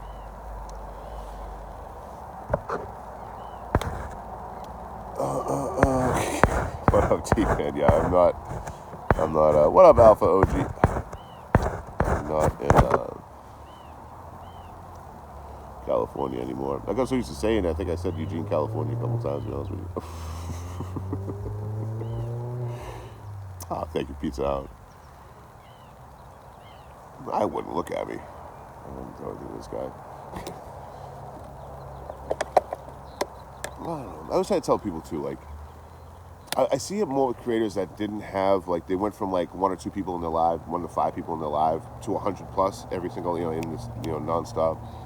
They start getting this entitled feeling where it's like, you owe me money. You're like, no. Like, this is inherently free. We're not working in a restaurant. These aren't, you know, you're not going to make tips per hour and shit like that. You're not going to make an hourly wage. You know, like, you can go live for 10 hours and make $8. It just is what it is. It is what it is. Don't worry about it, you know? If you're having fun in the social media journey itself, that shit won't even bother you, you know? But that's when we lose a lot of good creators. So when we lose a lot of creativity is when that shit happens, you know? Then all of a sudden it's like, okay, how can we make money? All right, well, rage bait. Okay, well, fucking, you know, lie about this. We'll get pity for that. We'll do this, we'll do that. And you see creators completely spin on a dime and fuck everything up. What up, Tina? No, you're handsome. You're handsome, Tina. Thanks for the share, too. We gotta backtrack to find Steve. He got lost in a Greyhound, so he's fine. Still got Colin the comb, hopefully. Yeah, I still got Colin.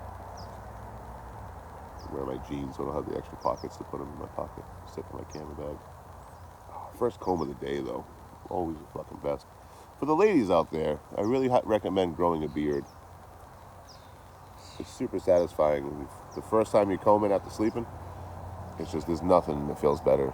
It's kind of like, I can't think of an equivalent for the women in here. Probably taking off the bra. You know what I mean? The satisfying feeling. Combing a cup of coffee. Cup of coffee's right over here. Finish it up already. You know me too well. Oh, yeah, if you guys dropped your heart, make sure you click up here and claim your points and all that. What up, Sheila?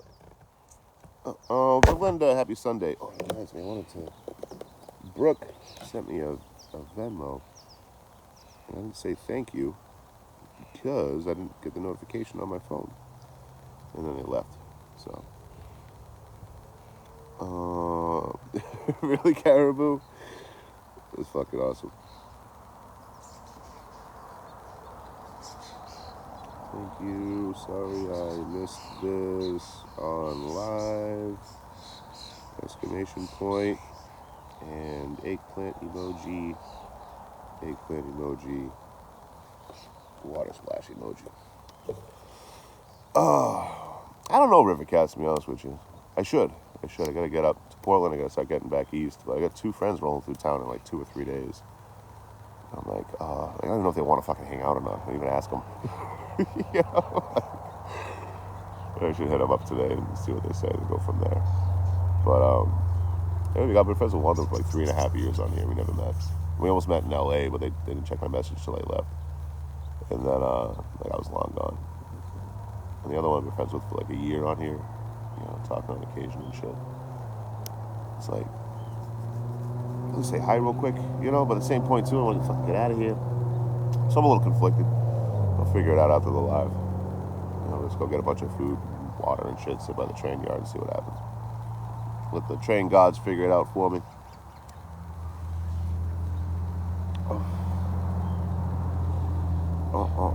Yeah, I wait till they stop, man. I used to get on and off, but they're going pretty fast. I just wait for them to stop now. If I get caught, I get caught. Fuck it. You know what I mean? Like, I'm not trying to get hurt again. I got hurt once, and that was enough for me. I'm pretty sure I fractured my ankle. And that was enough for me. So now I just wait for them to stop. If they're going like walking speed, I'll think about it. I'll consider it.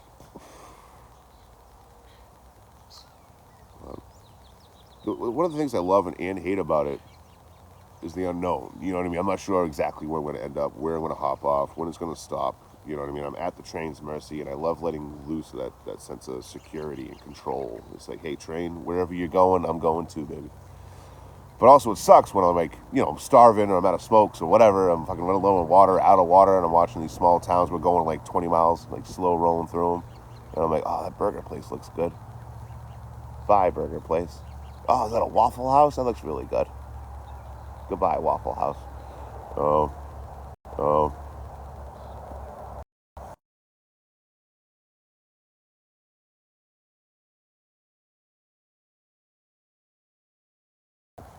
Is this thing charging?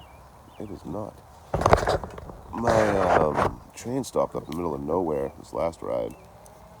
And I got to just hang out in woods like untouched by man probably forever. You know, I don't think anything, besides when they built the railroad there, probably nothing has been in that little patch of woods I was hanging out in for, you know, about an hour before my train started rolling again, which is risky. One of all my gear still on the train and shit. But I love that shit. I don't even put that shit on video. That's just for me. That's just for me. Sit there in a spot of nature that's untouched by man. You see nothing man-made unless you look behind you at the train. Everything in front of you is all this raw nature, untouched. You'll still find trash. You'll always find trash. There's always trash everywhere you look. You know? You look long enough, you'll find trash.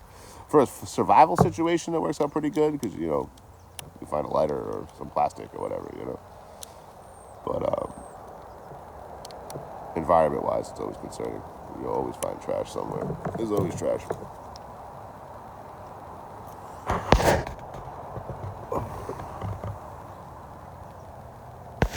Jump and roll, there you go. I call ballast stones the rocks on a train track. Go by the train tracks, called ballasts. And, for the longest time, what I would do, if it was going too fast to jump off, I'd jump off anyway, and I would just start fucking hoofing, right? Just right before I hit the ground, start fucking running, and then the momentum is going to make me flip, and I would just roll with that, and I might get a bruise on my elbow or something, nothing bad. And I tried that in Illinois. We jumped off a train on my Joliet, and my first foot landed no problem. Second foot landed, turned, and then bent, and all my body weight and momentum went all on my ankle. You know, and it hurt fucking bad. And then I walked for 3 miles with my foot out to the side like this. Could not get a fucking ride. I wasn't even trying to hitchhike though. I was like, I can't sit here and try to get a ride. I have to get into town. I have to ice this thing up. You only got, 48 hours to ice up swelling. You know, it was getting uncontrollably swelled. And that hurt like a bitch. Stretching the skin out. It was getting so swollen.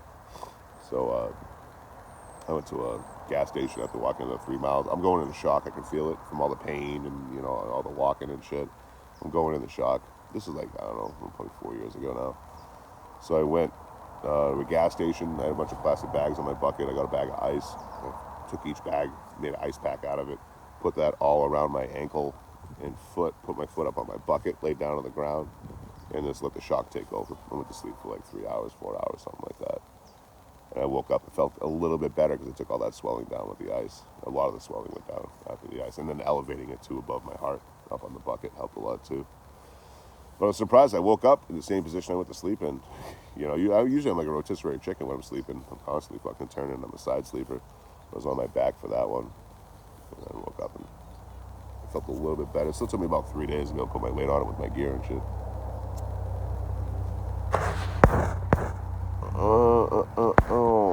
I can see that Caribou. Hit the vibe. College town too, I'm sure. All that happy horse shit.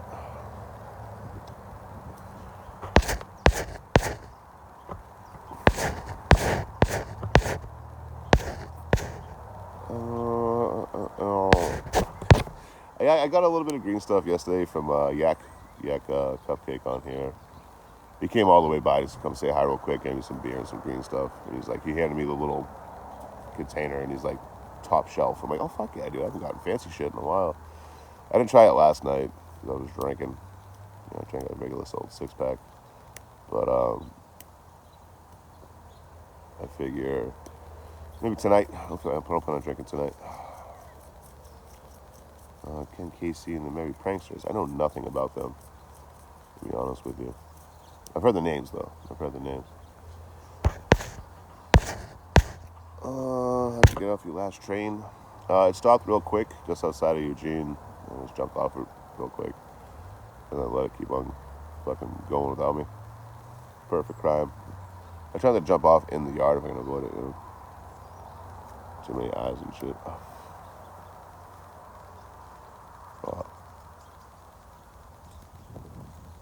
I just gotta jump back on a motherfucker.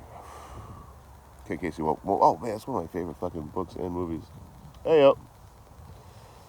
That's one of my favorite books and movies. Jack Nicholson fucking crushed it. If I go live while riding a train, you know, it's only gonna be for like an hour, and you're not gonna see anything really. I might show you the railroad tracks. I might show you last time was my bucket. I showed my bucket with a light on it and shit. And People get kind of pissed off in the chat. I get it. I would be too. But everyone wants to see the scenery, and it's like, no. Like 1 mile marker shows exactly where I'm at. That's all it takes, 1 mile marker. People that fucking work that subdivision for their whole life, they can see a tree and be like, I know where that tree is. Call me in, or just to figure out what train I'm on and where I came from. It's not hard. Selfishly, yeah, I don't want to get caught, but also I don't want to fuck over other people in the area either. You know what I mean? If you're trying to hop a train out of where I'm going, and they figure out where I'm headed and shit, or where I'm hopping off, or what, trying to figure out what train I'm on, and someone else might get caught because of me going live from a train. So if I do it, it's done with like extreme care and carefully done. I can't show any numbers from the train. I can't show any scenery. So again, you might see the tracks while we're moving. Maybe the knuckle. You might see my bucket. Or maybe me with just the train background, with just the train itself, just the wall, the steel. All that happy horse shit.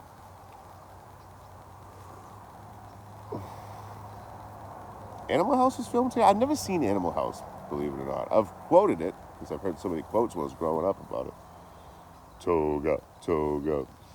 But, I never actually seen Animal House. Jeff Belushi, is that his name? Jeff Belushi? Yeah, and I would be more risky with it if it was just me getting caught. You know what I mean? Like, whatever. You know what I mean? I'd be more brazen about it. But again, I got to worry about other people. I got to make sure that, like, other people aren't going to get bagged because I'm trying to hop a train in the area or something like that, That's why me not knowing when I'm going to hop a train helps with all that, too. If I'm like, oh, from this time to this time, I'm going to be doing this and waiting for a train, then, it's more eyes on the fucking tracks and the yards and shit.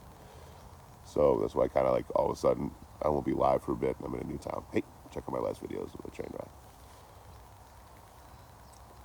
I do try to share it, though, to some degree, as carefully as I can when I can. Well, like the train stops, then kind of fuck around a little bit.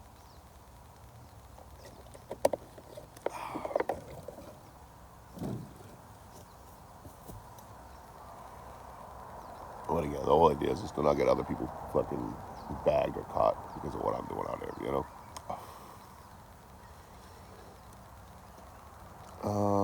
From now on, that movie's called Animal Factory? No, I've not seen that.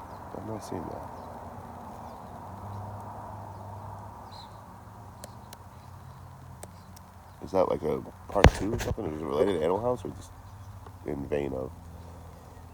Amy with the follow. Thank you, homie. Much appreciated. John Belushi, that's right. His brother's name is Jim, right? Jim Belushi. He had an amazing movie I never hear about. I forget the name of it now. I remember watching it when I was a kid. And it was just so fucking it's just a weird, like, fucking, Steven with the fan cats. And the fan cats. And the fucking fan cats. Hitting that live goal. Thank you, homie. Yeah, so it was, whatchamacallit? It had John Ritter in it. And he was like a clerk at a store, or a manager at a store. And then there was Jim Belushi. The brother. But he was like an undercover cop. Like spy, like undercover spy kind of vibe. But like through most of the movie, you're like, is this fucking real? Like, he's fucking around, right? Like, this guy's just a crazy guy. And it was very slapstick kind of comedy throughout the whole movie. Then, spoiler alert, at the end, it's like, oh shit, no, he's actually telling the truth. EB, what's up, homie? But, the Hitchhiking Kitty, hell yeah. You have to put that one back up next time I hitchhike. I forget the name of it, though. It had Jim Belushi and John Ritter in it.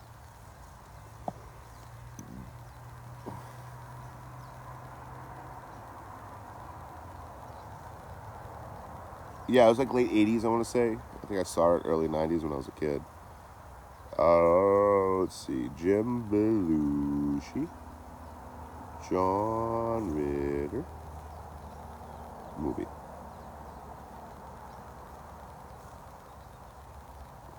Real Men. It's called Real Men.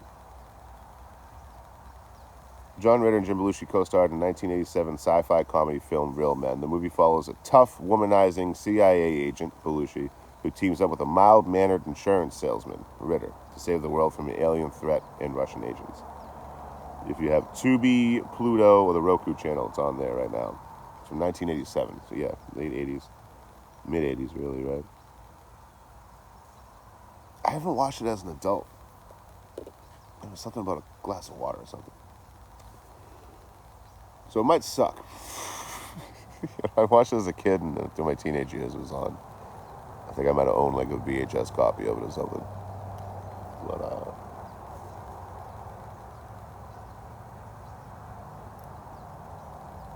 yeah, I gotta watch that movie. What's up, Jen? Tubi's free? I guarantee it's not. If you gotta watch ads, it ain't free. Right? That's all it is, right? If you gotta watch ads, it's taking up some of your time. Oh, but if you take some of your time from working, they turned into money, you can take some of that time and apply it over here so you can have more time for entertainment, but it's still going to cost you time. Either way, it's going to cost you time. That's why, like, I know people that got a hair cost, usually like failed social media streamers on here, people that fail horribly at live streaming, they got a hair across their ass about people that do live streaming for a living. And you're like, real people do brand deals. Real people just do brand deals and sponsorships. I'm like, either way, you're taking away someone's time. It's like if you're watching my videos on the Red Play Button app and you see an ad and I get paid from that ad, that's taking up some of your time. Or you gift or donate and you worked for that money, you take up some of your time, right? Unless you're not in the working class. Congratulations, what's that like? But either way, it's time. Either fucking way. One's not better than the other. Oh, someone watches all your videos, they're going to watch your fucking 9 hours worth of advertisements. Still 9 hours.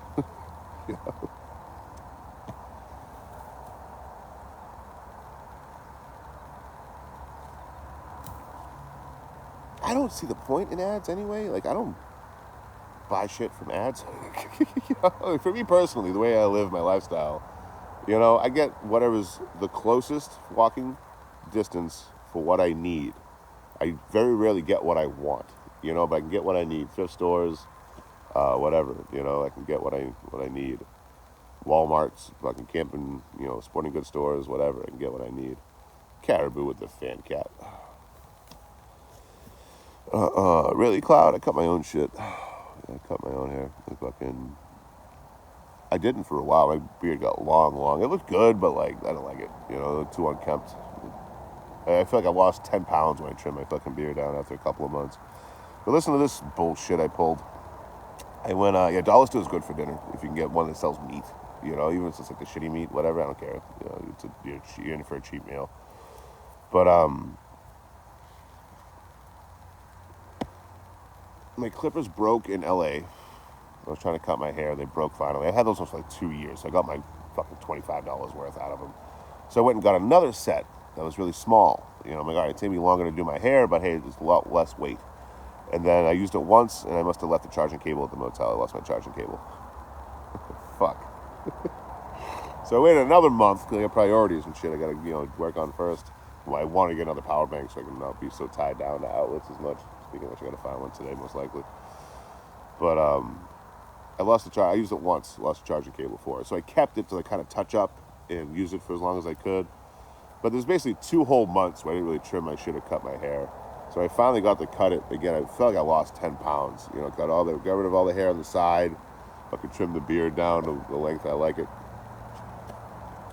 The only reason I keep the beard is to hide my double chin and make my face look slimmer anyway. The more you know.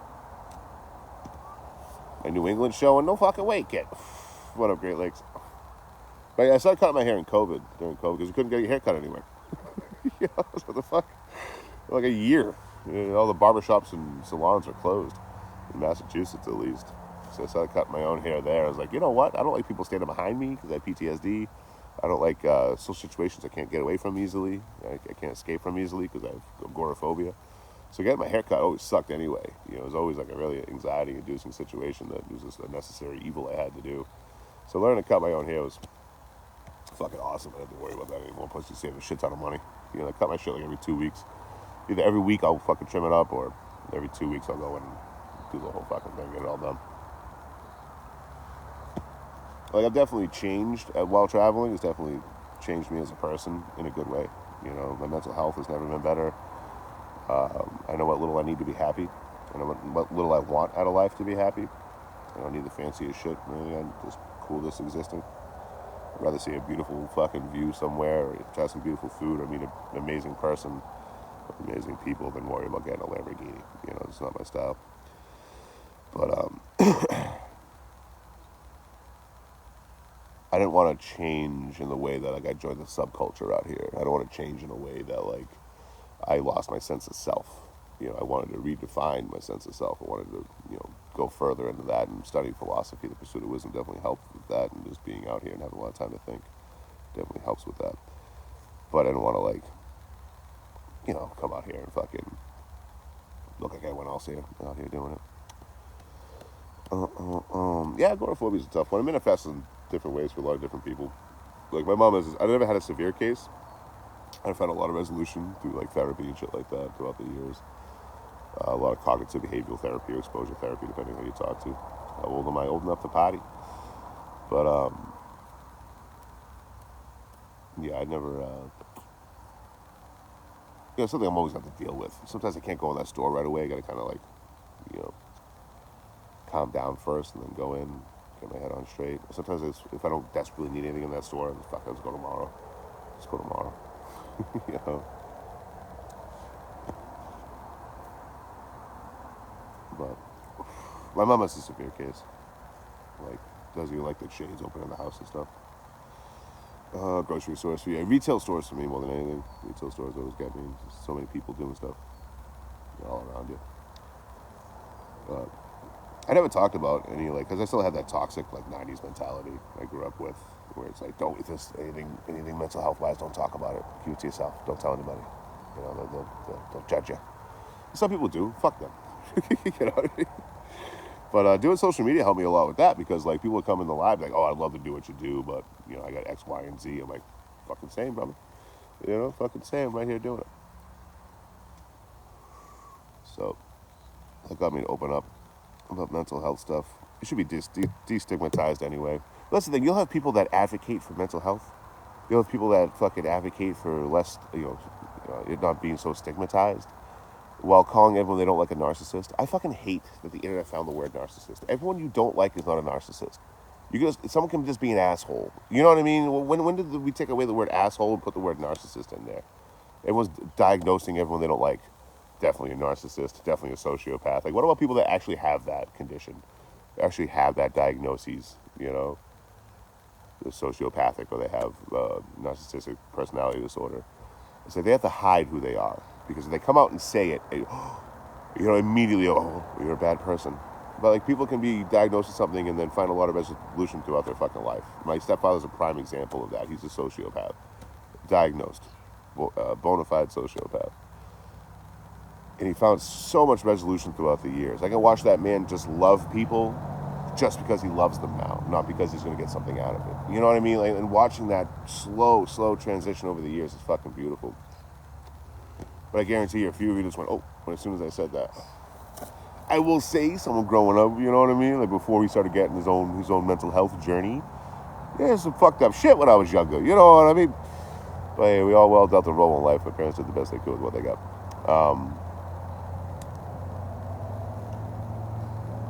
But yeah, I don't like the stigma put on mental health at all. You know, and it's so weird to me that the internet finds a word and then they start diagnosing everyone they don't like with that word. Talking about narcissistic personality disorder. You know, it's so fucking strange to me. Again, some people are just assholes. You can say, hey, that person's an asshole. You don't have to start diagnosing them with mental health conditions. You know? Hey, that person over there, yeah, I think they're an asshole. Hey, why do you think they're an asshole?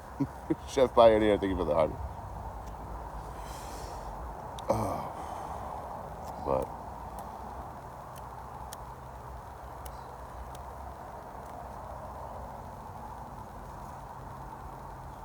nothing changes. You know what I mean?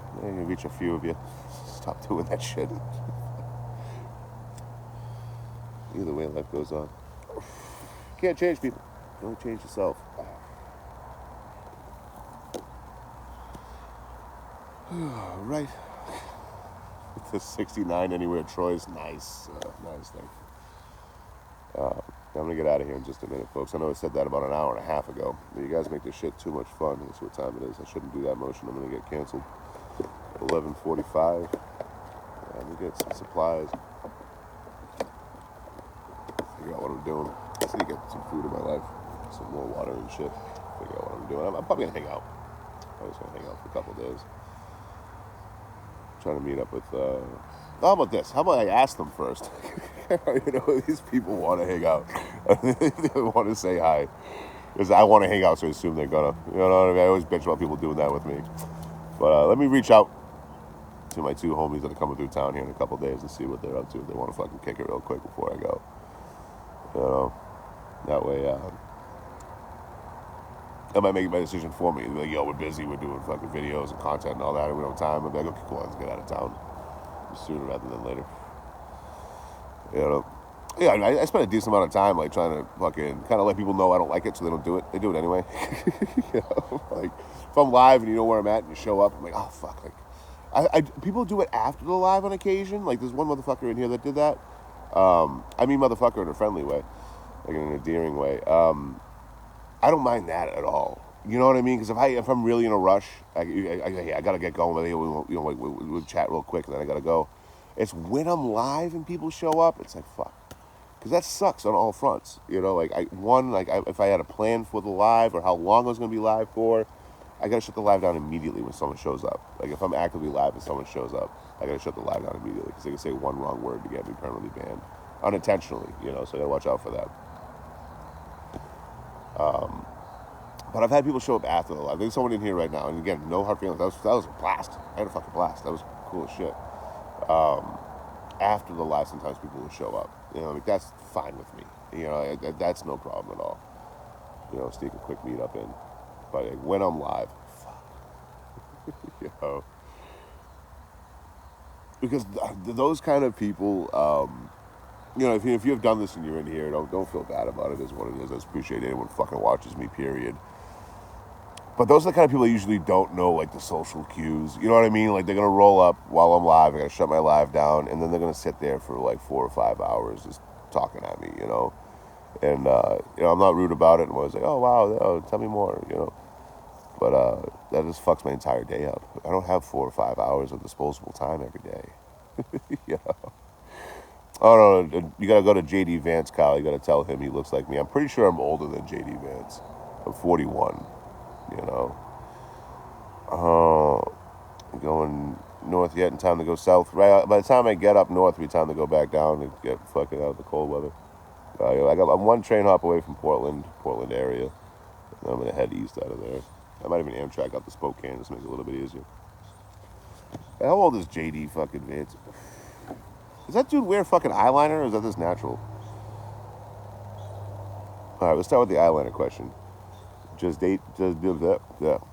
Words are hard. Does J.D. Vance wear eyeliner?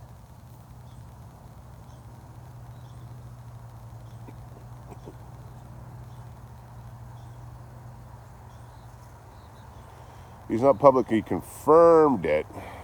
The internet remains deeply split. Beauty experts often joke about his prominent eye makeup. His wife, Usher. I didn't expect J.D. Vance's wife's name to be Usher. Usher, like the singer. She says that she's jealous of the lashes, all natural.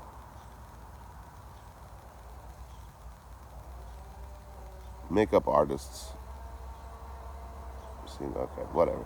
No one fucking knows. But when this fucker was he born? J.D. Vance born. Fuck! He's 9 months older than me, son of a bitch. 9 months older than me. So I look like him.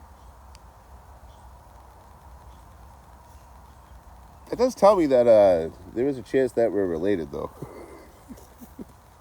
Because that was about the time my biological father was running around the country begging everyone's wives. Let's see what his father looks like.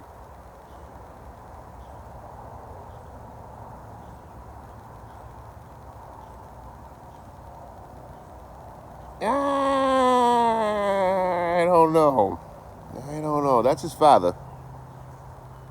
That's his father. And that's him. They got the same. They got the same kind of kind of face. You know, like right here. It's very similar. I don't know, man. His mom could have cheated on could have cheated on the old man with my father. Got some hobo blood in him.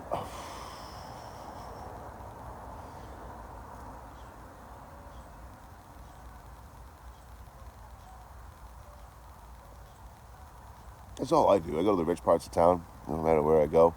You know, shack up with all the doctors and lawyers and politicians' wives, knock them up, and then I leave. And then they gotta raise the kid comes strutting out, puffing a fucking mob, tattoos. You know what I mean? Looking just like me. Hey, how you doing? I was just born. I was just born here. Oh. I don't know anything about this one.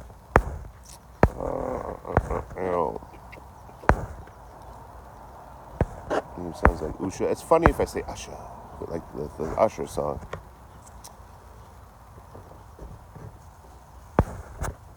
Yeah, Freon, it's hard, dude, because like they don't mean anything by it. Okay, so here's what I've noticed with people that are very like unaware of social cues and they're extroverted. They'll go to a people pleasing introvert like myself. So the only difference between people that are extroverted and introverted is extroverted people get energy from being social, introverted people lose energy from being social. So I'm extremely outgoing, I can talk to anyone about anything, but only for so long, and then that social battery runs empty and I gotta recharge it by being alone, or being with a safe person that doesn't drain my battery. But which are few and far between. And no shade to anyone, it's just you gotta be a certain kind of personality and not make me feel like I'm draining my social battery by interacting with you. But you find an extroverted person who's gaining energy from being social, but they can't really read social cues, so they're kind of lonely because they don't have a lot of people to talk to because who the fuck's gonna put up with that every day for hours every day? They don't realize they're being an energy vampire taking all your energy. So a people-pleasing introvert like myself, I'm getting a lot better at setting boundaries and shutting conversations down now in my older years because I don't have time for it, But yeah, an extroverted person who can't read social cues will just fucking absorb everything an people-pleasing introvert has because they won't tell them to stop. So it's just this never-ending loop of, yeah, that what happened? Wow.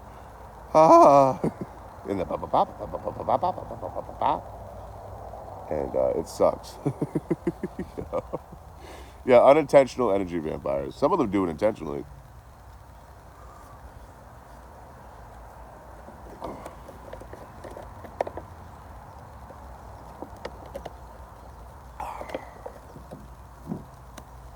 Or like working in bars sometimes, like herding cattle.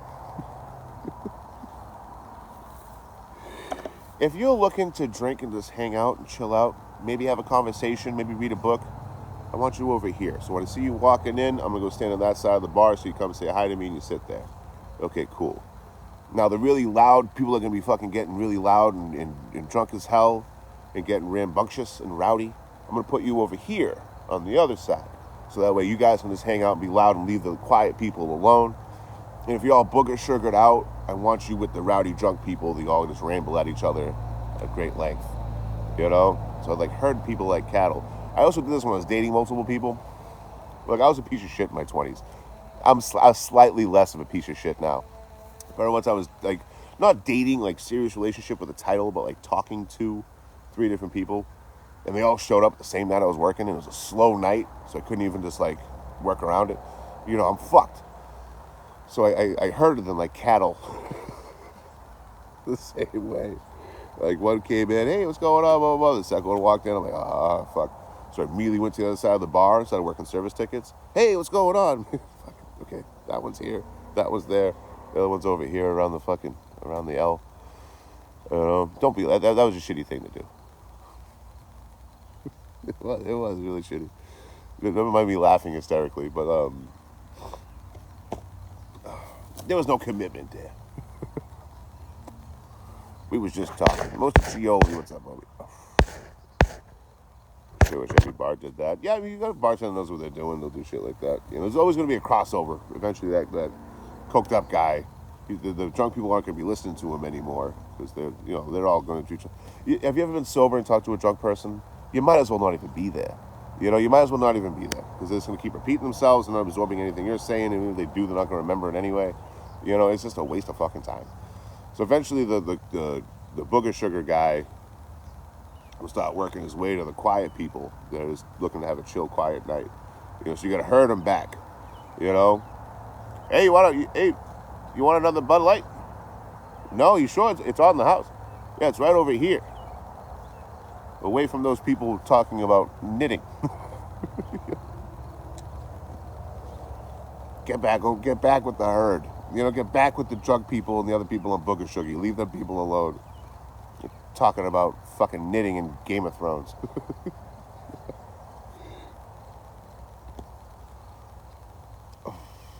Creepy guys? Oh, creepy guys are the worst.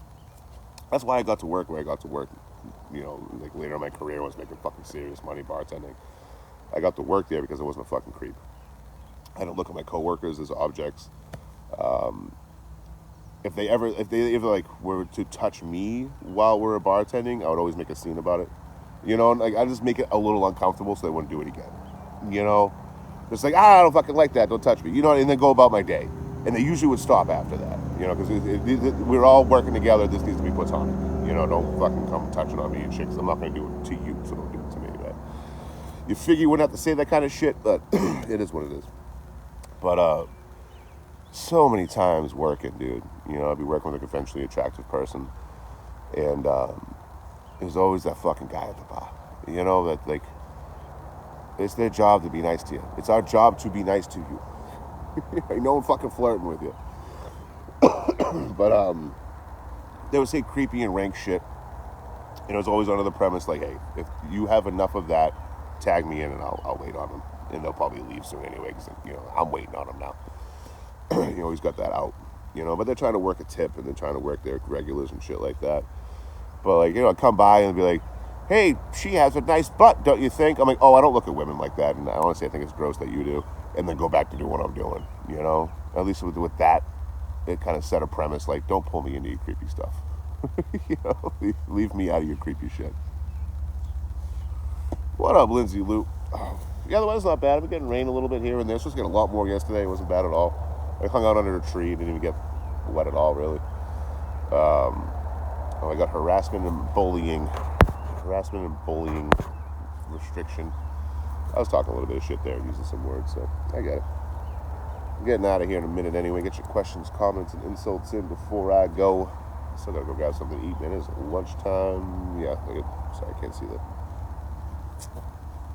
see the time through the clouds. But yeah, I'm gonna go grab some eats. We had a protein shake, so I just need some kind of fruit and some more kind of protein, maybe like some trail mix or something. And then, you know, hit those homies up that are coming through town here in a couple days, see what they want to do. Jet B with Anywhere Troy's. You can't see the town with that knife in your hip. Hell yeah, you'll flip it, mama. Oh, don't forget to have fun. I'm working in somewhere, you know. All work and no play makes Troy a dull boy. Still my favorite scene from like any movie ever is that fucking. The first time I saw it, I was like, what the fuck? I had to rewind it. From The Shining, I'm like, what the fuck just happened? You know, okay, let me paint the scene for you that haven't seen The Shining or don't know which one I'm talking about. The wife, Wendy, I believe her name is. Wendy. She goes in and she wants to see what her husband, Jack's been working on. And she goes through and she sees he's been writing a book. Every page says, all work and no play makes Jack a dull boy. Over and over and over and over and over and over and over and over. You know, and it's getting more and more intense. The music's getting more and more tense. Scenes getting built up. And then he shows up. What are you doing? You know, she's like, stay away from me. Starts going up the stairs with the baseball bat. Stay away from me. You know, and there he is like, oh, hey, I'm not going to hurt you. Give me the bat. I'm not going to hurt you. No, I don't like what's going on. Whoa, you didn't let me finish. I'm not gonna hurt you. I'm just gonna bash your skull in. I'm just gonna bash it right the fuck in. You know, then she hits him and he rolls down and the chase is on. But that switch right there, it was just it was so fucking subtle. It wasn't done over the top. Kubrick fucking nailed it. Hey, give me the bat. I'm not gonna hurt you. Give me the bat. Like, oh, he's still here with us. Yeah, I'm not gonna hurt you. I'm just gonna bash his fucking skull in. Holy shit. The whole that's it. The change of the pace of the movie, everything changes from that point forward. It's now cat and mouse. The chase is on. It's been built up for that the whole fucking movie. You only heard for a second. Blue Dot. Happy, thank you. He's been working on it for weeks. Amazing scene. That whole movie. Now, Kubrick did some really fucked up shit to that actress. Like that, I understand what you're doing. You're trying to like get a certain performance out of the actress. I forget her name now, but nah, that was too much. Like deliberately freezing her out, deliberately bringing her close to hypothermia, being mean to her and only her. That's horrible. I'm sorry. Obviously we got The Shining as a result, but no matter what, I don't care what fucking it was. What in the 80s, 70s, in the 70s. Different time, and I don't give a fuck. Like, consent's important no matter what. It's like one of my favorite authors is Edgar Allan Poe. How often do you see me talking about Edgar Allan Poe on here? Hardly ever. I won't read any of his shit ever again. No matter how much I fucking love his work. I read everything he's ever written. Poems, fucking everything. And then I found out he married his cousin. All right, whatever. That's fucking weird. And she happened to be 14. I'm like, that's fucked up. And I had a lot of people trying to defend him. Oh, it was a different time back then. Like, I don't give a fuck what time you put me in. No point as an adult am I going to look at my 14-year-old cousin and be like, you want to get hitched? You know what I mean? I don't give a fuck what time frame you put me in. There's no world that I live in where that's going to be all right, Oh, it was a different time back then. Well, that time sucks then. Shelley Duvall, thank you. Shelley Duvall. Yeah, Liz, it was definitely a darker time in general. It's one thing I love about social media. We don't have a bunch of rich people telling us what to watch. But also, like, no one can come in here and break my career. You know what I mean? No one can show up here and be like, you got to do everything I say, get under this table and start sucking, hobo. Because if you don't, I'm going to ruin your career. You know what I mean? Like, there is none of that. I won't be on any more movies if I don't fucking, work this old dude shaft. I don't got to, social media is beautiful in that way. But hearing all the different shit, like things we enjoyed growing up, and you learn about what happened after the fact, you're like, oh my fucking God. I think Amanda Bynes is a prime example of that. She was in All That and then the Amanda Show. And she's doing good. Don't think I'm being an asshole in my chat right now. You know what I mean? She's doing great considering what she went throughout her life, being a child star with like a horrible human being following around for a career. But I'm sure that was the premise. Like, hey, either do what I say or you lose your show. As the producer, I think. I forget his name, but he's horrible shit.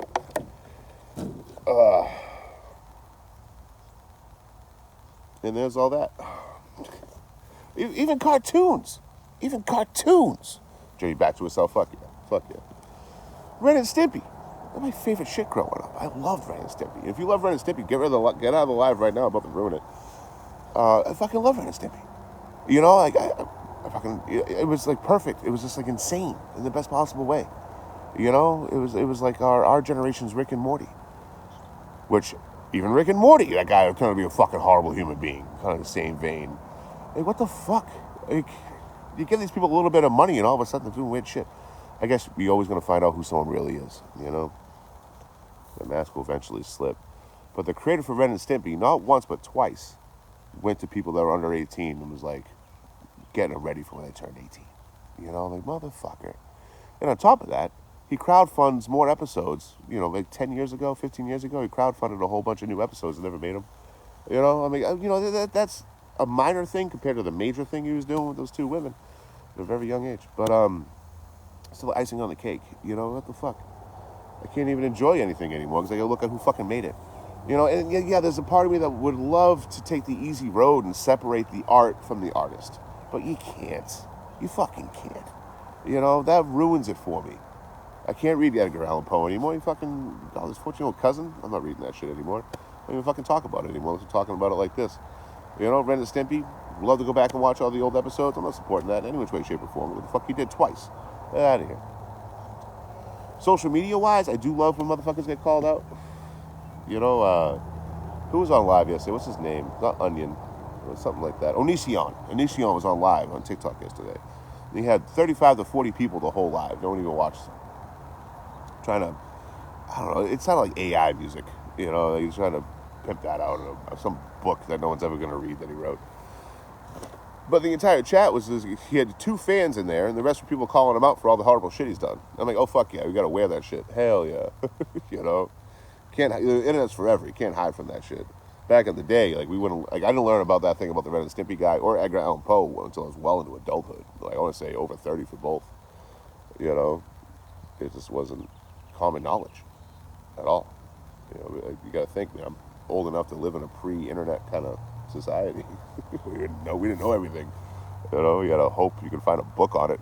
I hope Encyclopedia covered it in the library. So, aardvarks. Aardvarks have noses.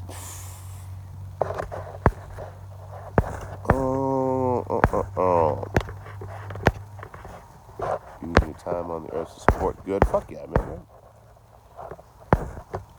Yeah, random nonsense. There's a lot of horror stories from there. Don't ruin Rocko's Modern Life for me. I didn't see the new ones. I didn't care to. But I loved that show when I was a kid. Fuck, you can ruin it, obviously. You look it up.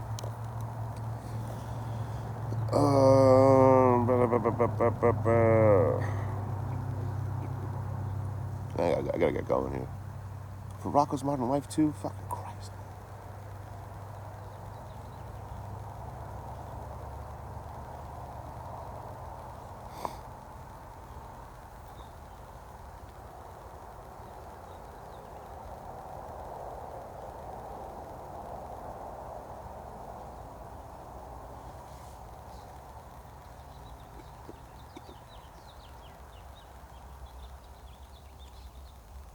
Not seeing anything. They're all talking about the trans storyline. It's a fucking cartoon, guys. Relax. They ruined my Rocko's Modern Life by being all inclusive. Fuck. People get mad about the silliest fucking shit. You know? Oh my lordy. Oh, I know it's what you guys talk about something more serious than that. I gotta look more into it. Yeah, Pee Wee Herman, I didn't see anything wrong with that, personally. You know, like, this is a pre-internet era of society, right? And there are movie theaters. And I've seen them around the country as I'm going around the country, too. They still exist to some degree. I think there's one in town here in Eugene, to be honest with you.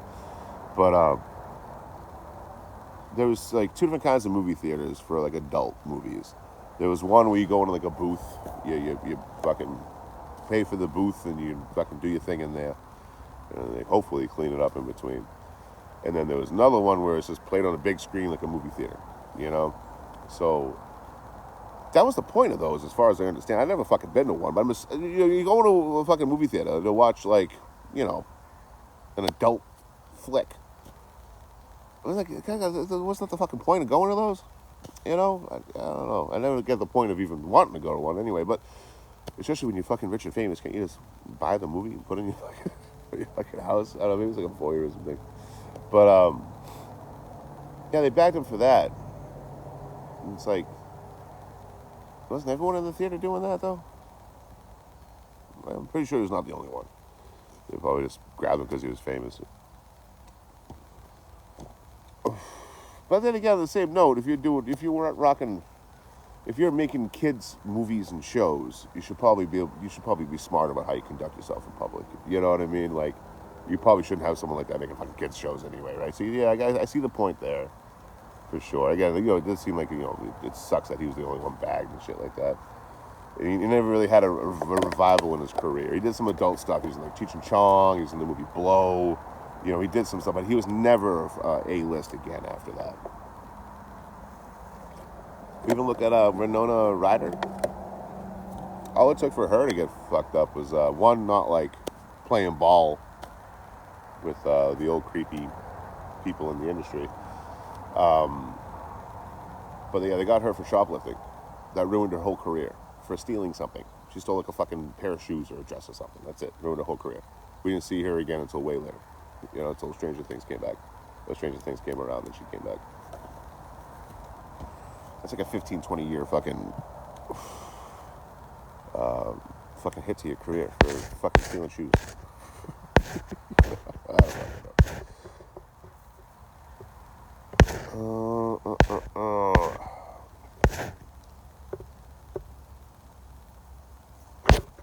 Really? I used to love Wienerville. But now the name is an awfully alarming name to put on a kid's show. But even he had controversy? Fuck, man. Our childhoods were fucked up. You know, like the wrong kind of people had access to us. 100%. 100%. You know, like what the fuck you mean? The things we liked the most were done by the most horrible fucking people. That's fucking crazy. Yeah, there was a lot of that going on in the 90s. This weird shit in general, you know? Not like notorious or nefarious fucking shit. Just like Wienerville's a weird fucking show. It was a guy's head who would play all these different characters, very similar to like, what's his name? The guy that did Ernest. Jim Varney, I think his name is. He was awesome across the board. We got very lucky with Jim Varney. I think that was his name. Ernest goes to jail. Ernest gets scared stupid, whatever. All that shit. So it was kind of similar to that. He was playing all these different characters for people that haven't seen Wienerville. So, but it was just his face, and the rest was like a puppet body. So he had a little puppet body with his big ass head. But that was a weird fucking show. Yeah, I guess not. Is that his name, Jim Varney? Yeah, he was fucking great. Even like learning about him after the fact, like he was a serious actor. He just wanted to entertain. You know what I mean? He found a niche to do it. But he was well loved. He had no controversies whatsoever, especially, you know, in retrospect.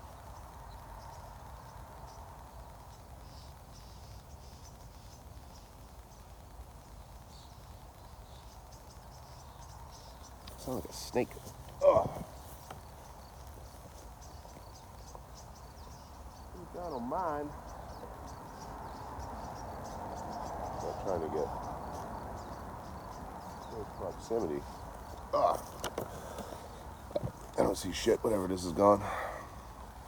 But I've been saying goodbye for 2 hours now, so I think it's time for me to actually leave. Rick Moranis, he was another one. Yeah, he just stopped making movies. He's like, ah, fuck Hollywood, I'm done. You know. Yeah, let me head on out of here. You guys are great. Thank you guys for watching. You guys let me fucking ramble. I'm on a restriction yet again. You know. Yeah, let me head on out of here. You guys are great. Thank you guys for watching. You guys let me fucking ramble. I'm on a restriction yet again. We still have 120 people in here, and I'm on a restriction. You guys are fucking awesome. Thank you. Yeah, I'm gonna get some fucking food in my life, man. But keep the gains up, keep the muscle up. But yeah, let me head on out of here, folks. You guys are amazing again. Thank you guys for watching. If you guys find the shit entertaining, there are donation links in my bio. You support my work, my channel, fucking whatever. But nonetheless, I'm just happy you guys watch. This stuff is inherently free. It costs $0, no problem. So thank you guys for tuning in, checking out what the fuck I'm up to, listening to what I'm rambling about for the day. But like I always cornily and cheesily say, if you guys keep watching this shit, I'll keep making it. Y'all are fucking great. I'll see y'all soon. I'll probably be back later today, I'm sure. But I'm gonna hit my friends up, see what they want to do. If they want to meet up while they're in town or while I'm in town. If they're busy or they can't do it or don't want to do it, I'm just gonna fucking dip out. So stay tuned, see what I do. I don't even know what I'm doing yet. See y'all later. Yeah, be good or be good at it, Laney. I'll see y'all next time. You guys are great. Oh, for sudden cold will do. Join the Discord. Yes, Discord.